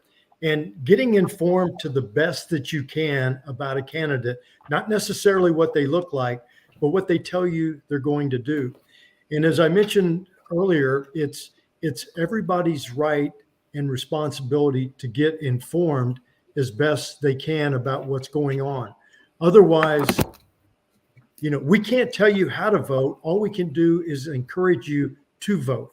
And it's up to you. There has to be some responsibility by the individual voter to find out what they think the candidates, or find out what they stand for. Is it something that you want that really is going to benefit the people of Liberia? So there's a responsibility by the voter, and it doesn't matter where you come from, where you live, you still have a duty and responsibility to figure out who you think is the best person. And if you don't know, I would encourage you again to get with some of your church leaders. Most of the church leaders, or even the paramount chiefs, even though I know there's some tribalism that goes on, I understand that, but at least find a venue of people that you trust that can teach you how to vote and also where to vote. So I think it's going to be an individual responsibility, because it's not up to us to tell you how to vote, other than to educate you that you do have a right and responsibility to do that. And if you don't like the way your current government is conducting business, again, like I said, the corruption. Liberia is one of the most corrupt countries on the planet. It just is. And you're never going to move forward and develop and establish the rule of law, or have any legitimate foreign direct investment come into a country and invest in a country where, when you sign a contract, it's worthless. It's non-enforceable. Nobody is going to come into a country to do that. You don't have to be extremely educated to know that if you've got a corrupt government, that nobody's going to come and support that government. So you have a chance to change that. You have a chance to change the way that you live and the way that your country is headed. Get informed. You still have plenty of time to figure out who you think might be the best candidate, not tribally, but who you think might be the best candidate for the country. Thank you. Okay, I want to say thank you, because the question from that candidate was, so from that particular viewer, was, how does the concept of every vote counts influence the candidate's sense of responsibility towards their electorate? So we're going to pose the same question to Honorable Fiawu to chime in, but most interestingly, there's one question regarding how can citizens educate themselves about candidates and issues to make informed voting decision. I think Dr. White stated that you can go to your church community, different centers and stuff like that. So that will be the next question for us to elaborate.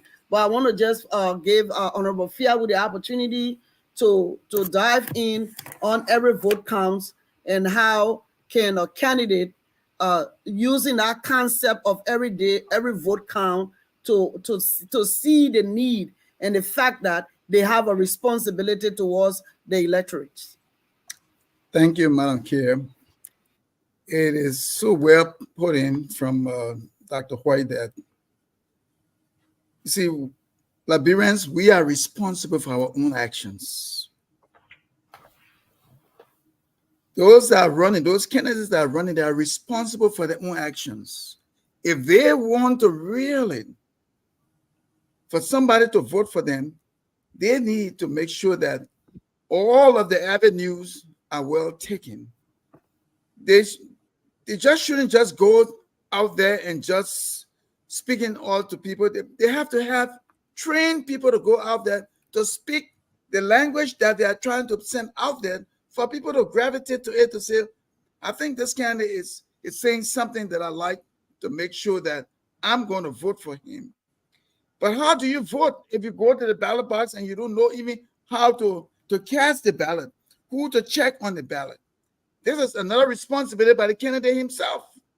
Because if you want to win, you will have to have a team set that people will be on grounds.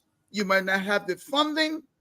It's just too bad, but you have to have people that will teach the people, this is where you check for me, this is where you check for this other person, and all of that. Now, those people, some of them don't understand what you are trying to get done. But the main thing is that one vote can turn you around to win this candidacy. Liberia is at the point where now everybody trying to saying that I'm going to vote. I'm going to vote to make a change. Please go and vote to make a change. But who do you vote for? Like Dr. White said, go to your church, go to your little organizations that you're in. You establish yourself to understand who best we're going to vote for, because they are not going to have a debate in this whole process. If there was going to be a debate by now, it's supposed to be upcoming for people to know how to respond and how to go and ask questions as to your intentions of we, the Liberian people, that you intend to be our leader. And the problem that exists now is that people are only looking for what they can get. The reason why I'm saying that is that they are not well educated to understand their rights. They are not well educated to understand who they need to vote for. But when somebody come and give, just like our sister said, you gave this person $1, you gave the person $20, the other person come and gave them $500. Do you think they will stand at a ballot box for you? They're looking at that tangible at that moment. So therefore, they cannot make some critical decisions to look, I was here for this person, I'm going to stay for this person. You gave me your $500, I would take it, but I would stand for this person. And this is where education comes to play in all of this, with the people that are going to vote. And also the responsibility lies on the candidate themselves. Do they really want to run this nation, or they just want to come and get what they want to get as well? You're talking about 40-something candidates running for presidential position. One presidential position, 41, as he said. What are they looking for? Who they intend to rule? Or they're looking for something for themselves? Because I know for sure 2.4 million people are going to vote. What is something? If you divide that, you see what's going to happen. And I know for sure somebody's going to get 500. Another person probably going to get 400. Another person probably going to get 200. The rest of the people will get 10, 15, and 1,000. But look, people, go out there to vote, but you must vote your conscience as to who you think will be best suited to run Liberia, to stand in a gap as our country have come to this point at this moment for election. Vote for your conscience and vote who you intend that you know for sure that will run this country. Let your voice be heard. Do not sit back. Do not say all of these candidates are no good. Select one among them. Even if they didn't come to you, select one among them and rest assured that your vote going to count. Select one and go and vote. I'll leave you up to that. Okay, thank you so much. You've heard to select one, to look at them. But actually, this question keep on coming over and over. And I'm going to let Felix and Yestini will chime in and on this particular question. And Greg, if you can, We have now is 6 minutes after, so we have a little time before we can run, and everyone will be prepared their what do you think from this discussion, that whoever is listening in Africa, anywhere in the world, what should they take away from this topic, the significant on the responsibilities of candidates and electorates. So please put your thoughts together. That will be the. However, the question that keep on coming on is, how will we, the Liberian people, the citizens, ourselves, how can we educate ourselves about a presidential candidate, and when it comes to issues, how can we make decision to say this is the person we'll vote for? How can we make that kind of decision? And how can we educate ourselves? So that's the question that is coming back and forth. So Felix and Cindy, you guys look at that. Dr. White, you guys can chime in, and Greg. Well, I will go first. I think Dr. White and others have said provided some of the answers already. What I want to add though is, in addition to listening to what the candidates have to tell you, folks, you have to ask the tough questions. Do not just take whatever a candidate tell you. We know politicians know how to sweeten the words and say good things, and they will say what you want to hear. It's only through asking the tough questions that you can really see through the integrity of someone, all right? Because there and then they have to answer a question that they may not have prepped for, right? And you get to see a genuine response to something that you care about. So what am I saying? Make time to attend these rallies as much as possible. Have your questions ready, and at every opportunity, ask them. Participate in settings like these. I'm sure the Liberian View is not the only thing that's going on. If there are radio programs and other things going on, chime in. Ask your questions over the radio. That's how you get an answer. And as Dr. White said, when I traveled to Liberia 2 years ago, I was amazed. There are people there who know how to use the cell phone much better than I do, right? I had people teaching me what to do. And so many of our Liberians, youth, just about everybody has a cell phone. They have access to the internet. It may be difficult at times because you cannot afford data, but when you do, spend a little bit of that money looking on the internet and looking up the candidates. See what they stand for. See who's following them. And then also you have the avenue of your friends and family in the United States who are in contact with you. Ask them what they think about the candidates. Ask them if you are struggling with a decision. Ask your family member or friend, what do you think about him or her, what they stand for? Is there somebody I can trust? And like Dr. White said, you can't go wrong going to your church leaders, right? Prayerfully, they will lead you the right way. And on the side of the candidates, I hope we have candidates listening. The candidates must respect the voters. What do I mean by that? You have to make time to meet the voters. I don't care where they live or what part of the country they are, find a way to reach them. You want to lead the people, you have to find a way to reach them and give them your message. All right? Respect the voters. Don't just sit in Monrovia and depend on others to carry a message. All right? Don't just sit behind your desk or beautiful vehicle or radio ad or newspaper ad and depend on folks to vote for you. You have to get out there. You have to meet the Yana boys in groups. You have to go into the market hallways and talk to the market women in their language. at their level and explain to them why you want to be their president. That's how you gain traction. That's how you people get to know who you are. Okay, so I think it goes both ways, um, and I hope I've answered the question in some way Yeah. because it's a little deep, but yeah, it goes both ways. Respect the voters. If you are candidates, do all you can to reach them, and if you are a voter, use your use the power of your phone to access the internet, social media, your friends and family abroad. Thank you. Okay. Thank you so much. And so we have 10 more, 10, we at 11, I mean 6, 11.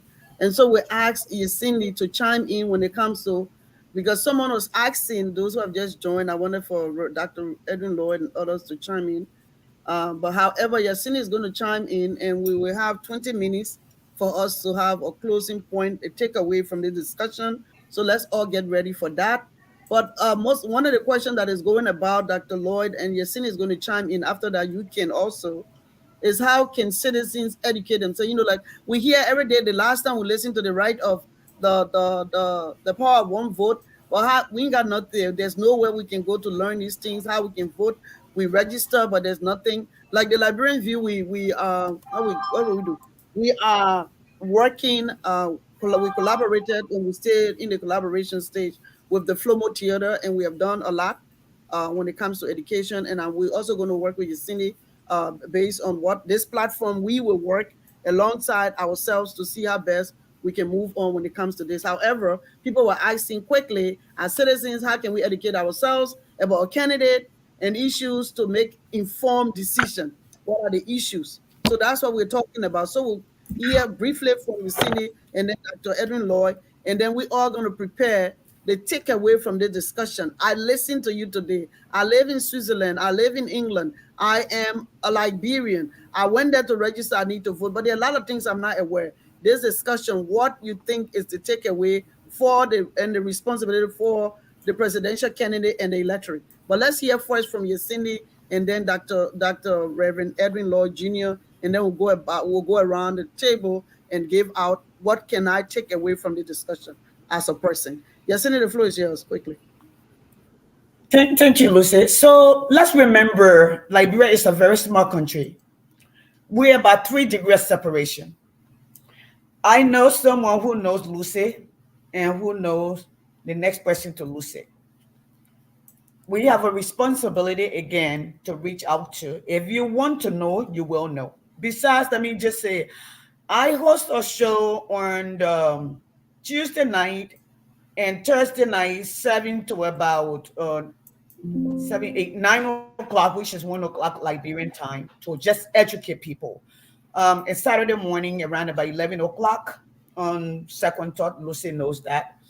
And we are in all 15 candidates. We've been doing this for a while, especially for the last 3 months now. We've added the rest of the candidates. We're just hosting in about 5, 7 candidates, but now all 15 candidates to make sure we get to people and we're getting to people. Saying we are looking for people to educate themselves, and something that's really positive, and I know this, I thought at first they said 37, now we're saying 41. Majority, and I think it was Dr. Law who spoke about, are these people really in this about for the people or they're there for themselves? I think some of the question that needs to be asked or that begs an answer is those who are vying for this position. All of us who have platform, we have a responsibility to invite them and see if they're going to come. Okay.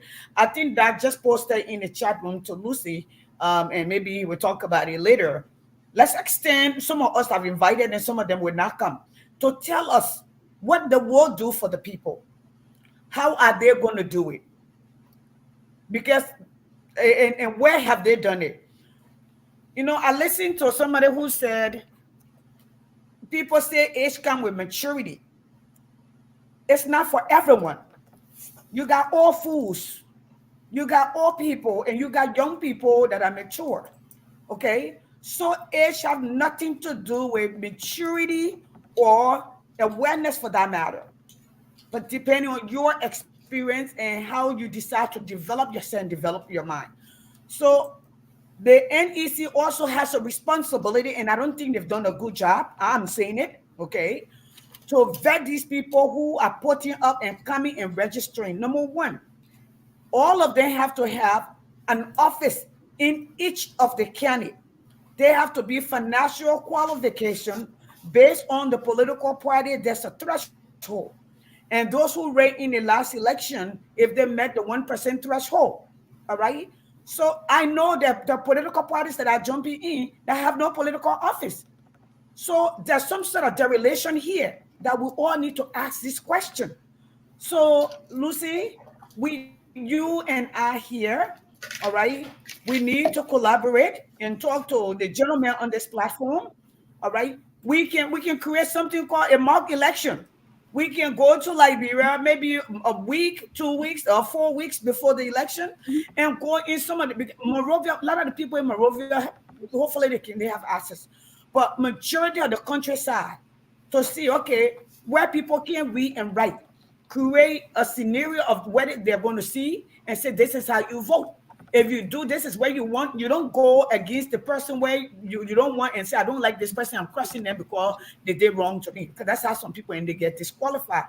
So like Doc said earlier, people have to take personal responsibility. We can't continue to point fingers. If you know how you're feeling, if you know your child was raped and you got no justice, when you got out to protest, you got beaten and dragged and put in jail. If you know you wake up in the morning, you don't know where your next meal is going to come from. But the people that you elected yesterday or before are richer than they ever were. All of you are living in the same community. Maybe it's time to recheck. If you know that you require justice and accountability as we were promised and it was not delivered, you vote, you pass that person because they are not going to deliver. They didn't keep up with their word. All right. If you cannot find money to send your children to school, but the very people that were living in the same community yesterday, their kids are going to private school. And you see your lawmaker and they can build schools, they can build hospitals, but the government cannot afford to build school, elementary school, high school, and your children can go to school.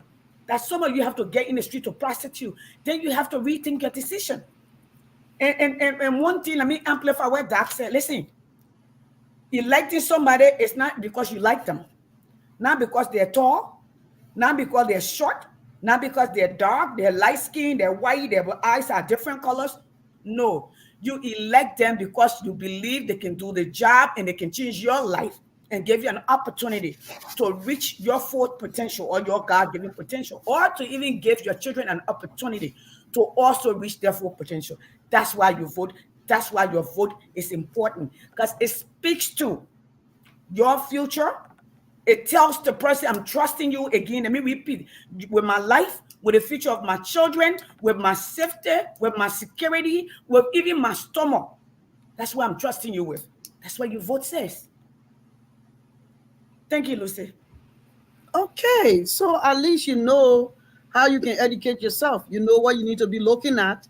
You've seen a lot. You know what is around you. Like all the speakers are saying, look around you. So we're going to give 2 minutes to Dr. Edwin Lloyd to just talk on the scene, maybe just give something that was not said regarding this topic. And the next thing we're going to do, we're going to go around the table and everyone will give us, the audience that are watching us. We know that we've been doing some outreach. We know that we need to invite the presidential candidate, and we're hoping that we all can work towards doing that, because it's our right and responsibility to provide information, resources to the Liberian people on how to vote and see the people they are voting for, what they have to offer and what their platform looks like. Having said that, we give Dr. Edwin Lloyd 2 minutes to just give a comment on the question. How can citizens educate themselves about candidates and some of the issues so that they can make informed decisions? Thank you, Madam Chair. Just want to quickly say, everyone else has said it right. Just to add here for what have not been said is that we need to, in order for citizens to get awareness of who voting, get to know them better, what can be done, especially for those in Liberia, they can come together in communities and organize forums where these individuals can come in and introduce themselves and question them and try to probe their intention and everything else. So every community needs to take a responsibility to organize forum and invite those folks in to come in, and so that they can be vetted in that process. And if they do not show up, that means they are not concerned, because what happened is that if you want to get into office through the votes of those who you are trying to solicit vote from, you need to be able to stand before them and tell them something about yourself. Number two, what can happen basically is for those individuals to be able to do research themselves on these individuals, especially for those who have access to social media. Go online, research the history of this person, what kind of offices they have held before, what kind of contributions they have made, or they held offices, what is the character of the governance, and all those things are very important. What they have done in the past, were they involved in corruption? All these things will be important, because before you cast a vote for the individuals, because they can be very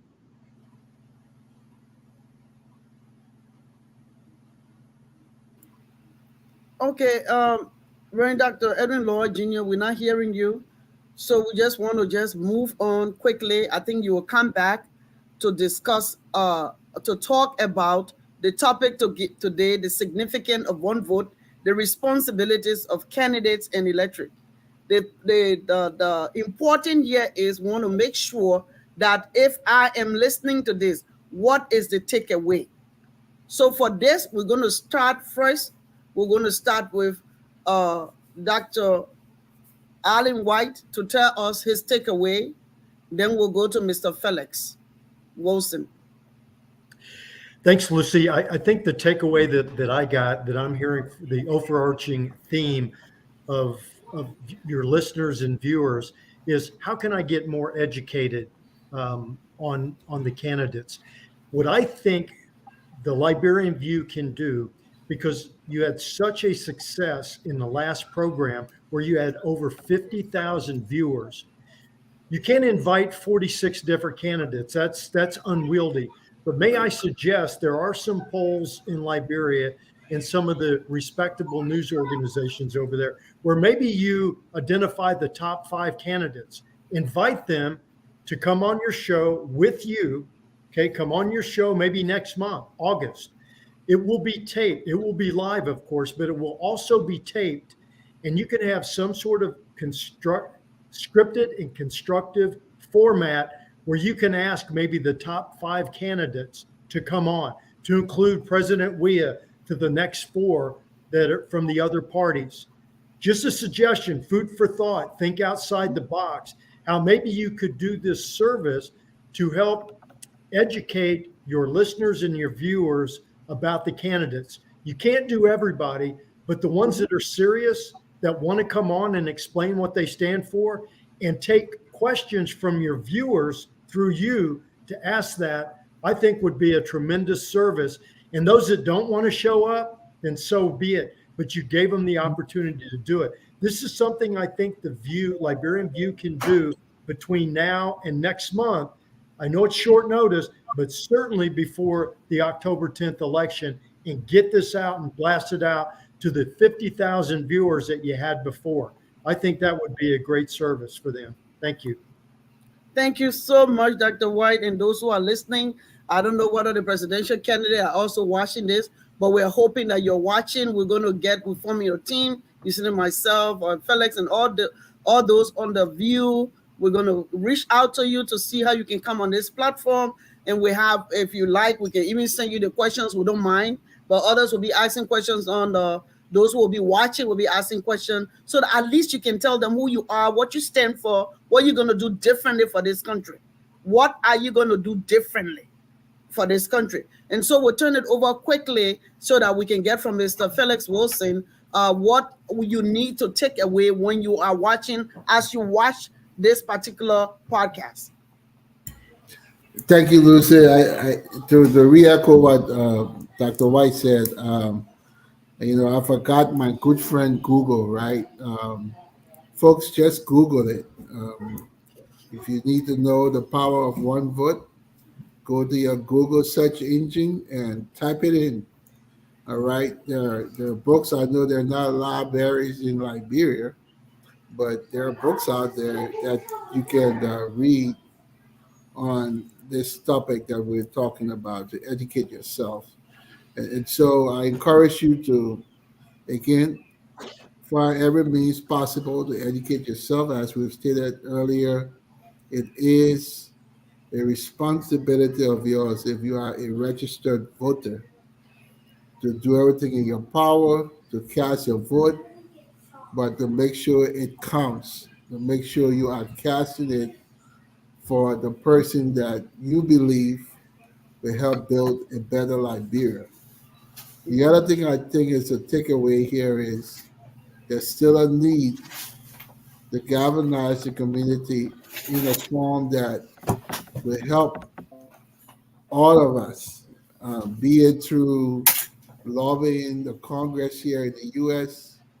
or impacting decisions on the ground in Liberia. And on that note, I again, I'm out of care. I don't know if it starts with the Liberian View, but we have a good template in the DC metro area through the our Christian community. I think the leaders here, the pastors, do a great job of coming together. Maybe that's a group that could help lead that charge. We also have the Liberian LCADC community, but maybe we take the lead. But something needs to be done, some type of conference that brings together leaders from every state within this country to really bring us together and build that voting block, you may call it. Okay. Okay, that block that will make a difference and help us bring development to Liberia. And that's my takeaway. I thank you for the time and look forward to the next one. Okay, thank you so much. We will the Liberian View will work with you, Cindy, and others, because we know we have a lot of in the community. We have a lot of individuals, even pastors, who have their own political affiliation. The Liberian View is a non-partisan organization, and we want to stick to that. The LCA is a good resource to work along with us, but we have individuals that have their own political affiliation. But this platform will be used as suggested by Dr. Allen White and everyone here to see how best we can move that and be able to help our Liberian people. Having said that, I will move quickly to our own Yacindi, who will also give us what you need to take away from the discussion as you watch it.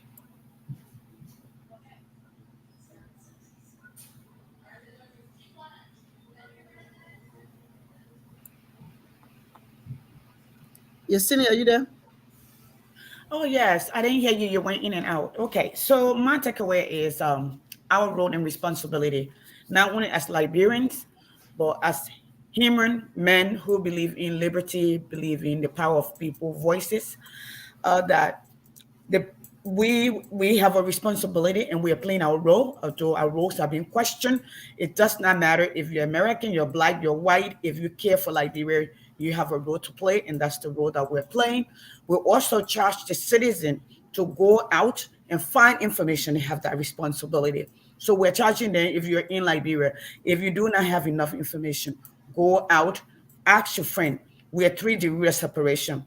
Ask somebody. We all live in small communities. So the people you're going to be voting for, you either know them in passing or the people close to you who know them. Make sure you ask more than one person, that you get a balanced information so you make a concrete or informed decision. We also said the government has a responsibility to protect the vote. In this case, it's not happening. I think it's Dr. Law that also said you should not disrespect the people. Go to them no matter how far they are. Don't stay in your car. Go to them, reach out to them. Um, then my particular thought to the people would be, it should not matter if the person just walking in 6 years ago, 5 years ago, 7 years ago. There are people who have been there for 200 years. The people who have been there 176 years. The people who have been there 40 years, and they have not made an impact Whether they understand your tribe, they understand the size, they understand your county. They do it does not matter. Your tribe does not determine if you're hungry. The tribe does not determine if you get justice. It is the leadership that you vote for that gets that you're hungry. Hunger knows no tribe, it knows no border, it's no gender. Just understand that. And this is where we are. This will be my takeaway. Hopefully the people take that. Nehemiah came from outside and changed Israel or Jerusalem for that matter. And so did Gandhi, so did King, and we can go on. Even Kwame Nkrumah did not get educated in Ghana. Jomo Kenyatta did not get educated in Kenya, but he led the revolution of the independence movement. So let's understand, find the information, get your information, then vote when you are informed. But you must vote. You must get your information. You must vote, and you must protect your vote also. Thank you, Lucy. Thank you to all of you. Thank you so much, Cindy. Can we just wait to hear everyone's takeaway before we can leave? We'll just quickly go to. I just want people to know that what you Cindy said was so right. If you, for instance, if you say you vote for $20, you'll get hungry again. And if you vote for somebody because they are your tribal group, when you get sick or something happen, they will not help you. So the person that will be in leadership the person that you put in leadership will be the person that will help you. So let's take that seriously. So we'll go quickly to Honorable Emefiele will briefly to just give us a brief takeaway from the discussion to the audience.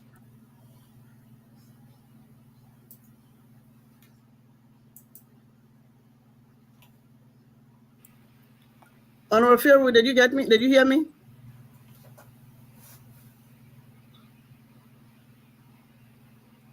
Oh, yes, I just unmuted myself. I'm so sorry. Okay.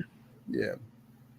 Yeah, my takeaway this evening for what we have been discussing is so profound that Liberians need to be educated. And as one of our panelists said, that we have to do it to help the people in Liberia because the government will not do it. And to especially for those that are running, those candidates that are running, 40 candidates, 41 candidates. Liberians are so caught up now in the trend of money, giving things for the votes. As somebody have said, you gave $20, you gave $500. But we need for Liberians to understand that it is not about the money. It is about your life for tomorrow. It's about your life for your children. It's about a life for your relative around. It's about your life that you will know that tomorrow you'll be much better. Do not vote because somebody gave you $20. Do not vote because somebody gave you $100. Yes, you've been in Liberia for a long time, but somebody new can come and really revolutionize the whole thing and make things better for you as well. So do not just look for just handouts. Look for your life to be much better. This is what we are on this line talking about, a better life for tomorrow. Do not cast your vote because you love this person, like everybody have been saying. Cast your vote because you have heard what this person can do for the country and for your life as you're living now in Liberia. And I say to all people in the diaspora, we have to get up and support our own country. Yes, we have to get together to see how we can educate the people in Liberia on voting rights, on understanding how to vote and what they need to vote. At this time, the time is very short at this moment, but at the same time, if we can do anything, we can support those that are on ground now to help them, we should do that now. Like our Dr. Reverend said, let us join together to see what we can do to help the people in Liberia, to educate them that the government will not do that. I said to us this evening, yes, the number that have gone all over and our points have been heard all around the world. Let us use some of the concrete, those that are in authority now, especially those that are running for positions. As Dr. White said, at least 5 of them We all can talk to somebody. I can talk to one or two of them that I know, that they can see how they can come on the line next time, and I can give that to you. So at least we can hear a view from them, and the people can hear from them as well. So at Yeah. this moment, I would say to all of us, let us work the phone. Let us do whatever is necessary to help Liberia for this voting to be a concrete thing for all of us. At least we touch somebody's life by telling them to vote. I thank you. Thank you so much. So we have we're gonna get 5 more minutes so we can have Gregory and Dr. Edwin Lloyd to give their takeaway. But the next meeting is gonna be on the 27th of August. As at now we are talking, we are gonna be working the phones to get five. We want to make sure to have uh, uh, Alexander Cummings. We want to get Waka. We want to get even the president of Liberia. We want to get maybe, I don't know, the other two popular ones. Let's try to work the phones and make sure to get them. So I'm going to quickly turn it over to Reverend Law is going to be the last to give his points. And I'm turning it over to Gregory Simpson to let you all supporters, viewers, what you need to take away from this discussion. Mr. Simpkins, the floor is yours. I think listening to the questions, listening to what we've all said, I think the best thing we can do if we can't get the candidates next time, we had wanted to go and do voter education. We should use this vehicle to do voter education for people in Liberia and people also here in the diaspora, and talk about specifically what do you need to look at when you're considering what candidates have to offer. If I'm going to vote, what should I be voting for? Some specifics, not just the generalities. We all understand voting. We understand politics to a greater extent than many voters do, not just in Liberia, here as well. People don't really understand what it is they're voting for. And to the extent that we can, we need to try and explain to them what should you be looking for when you're trying to pick a candidate and you're trying to decide who you want to vote for. That's what I would recommend if we can't get the candidates in the next platform. That's an excellent suggestion. That was part of the Liberian Views proposal, and we'll take a look at that. And at the same time, working on making sure to have someone, but using it as a means of education. Thank you so much, Greg. Thank you very much. So we'll turn it over quickly to our own Dr. Reverend Edwin Lloyd Jr. For his takeaway. Thanks a lot, Madam Chair. I just want to apologize earlier. I was driving and I got into an area that took me offline. But just in a nutshell, to say here is that politics creates a platform for the marketplace of ideas, and basically these ideas usually geared towards the development and the progress of a particular people or nation. And then the democracy is the process which these ideas are vetted, and then eventually and those ideas are bought. The idea that probably will be more valuable to the national interest or the interest of that particular organization or that entity. And democracy creates the process to which that idea is vetted and a particular idea is bought based on the general or the majority decision-making process. So coming to say that is that basically what the takeaway here is that we should be able, we as Liberians, given our present situation and the condition in which we find ourselves in, we need to come together, put our resources together, and begin to educate our people.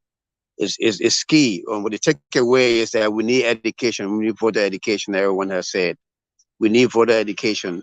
Number two, and as I said earlier, I will emphasize that we need to take personal responsibility together with collective responsibility to be able to make sure that those ideas that comes into the marketplace, right, are vetted, and then we have the process through which we can be able to select those ideas that would take all of us collectively forward. All right, because right now we have a lingering of ideas, and people are just, carelessly, casting votes, and then at the end of the day, we all began to crawl. We get in forums, get Liberian gatherings. We're going to complain about our political process and the direction of the country. But we fail to realize that we did not take the responsibility at the initial stage to be able to effect the decisions and also be able to take the country in the direction that is satisfactory to all. So the takeaway here is that Liberians on the ground, Liberians abroad in the diaspora, organizations that have interest and aspiration for the Liberian electoral process begin to start doing something. All right, we need to stop the talking and get our hands dirty. Does someone say get our hands on deck and start to do what we can do in our various stations of life to start working towards effecting the change that we have. And we can begin to do that, then they will create a platform or the pathway where we can collectively be able to merge our efforts together. But if we cannot come together now, what we can begin to do is start to work in our various organizations towards a particular goal and start to do something and put resources together. If you don't have the means to do it, contribute to an organization like Liberian View. Contribute financially or whatever form of contribution you can make. Contribute to the organizations that are working to make sure that we have constitutional excellence and we also have a smooth and effective electoral process that we choose the right leader for our country. It's very important. So you can do something where you are, and that's a takeaway, by helping organizations that are already doing it. If you can do it yourself, that's the way to go about doing it. And I will close on that note. We still have hope for our country, and we are the hope, and we are the decisions that we wish for. The decision comes from us, so we need to begin to start acting and stop talking and start hoping. And that's the takeaway. Thank you very much. Stop talking, stop hoping, and start acting.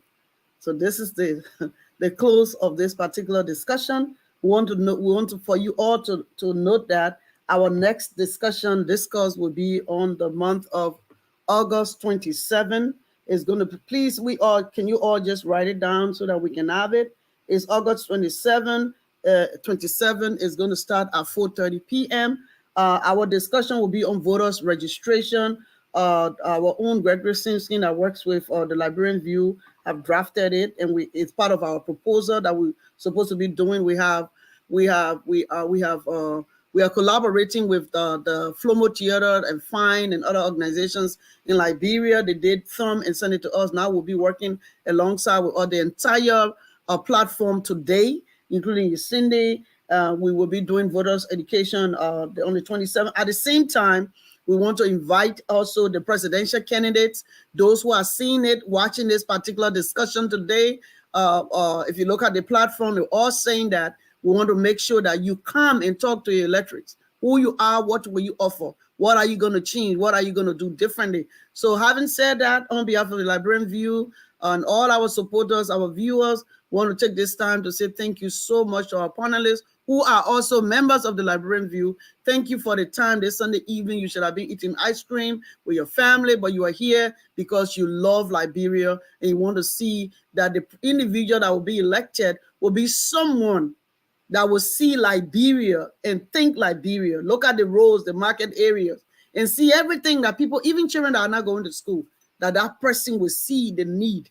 So let's vote this time and vote right. This particular election is for Liberia. So we want to say thank you, and we see you in the month of August, the 27th at 4:30 p.m. Thank you to our panelists. Good night, Lucy. Thank you. Good night. Thank you. Good night. Thank you. Thank you. Thank you, Thank Madam you. Chair. Thank you. Thank you for such an exploring messages out there. Yeah, for the and people. great job on the last episode. I was looking like, oh, okay. So it's getting out there, folks. If you get up, please share. Yeah, please share. Thank you, Lucy. Let me get. Thank you. Let's share it. I'll call you. Okay, I'll call you. Go.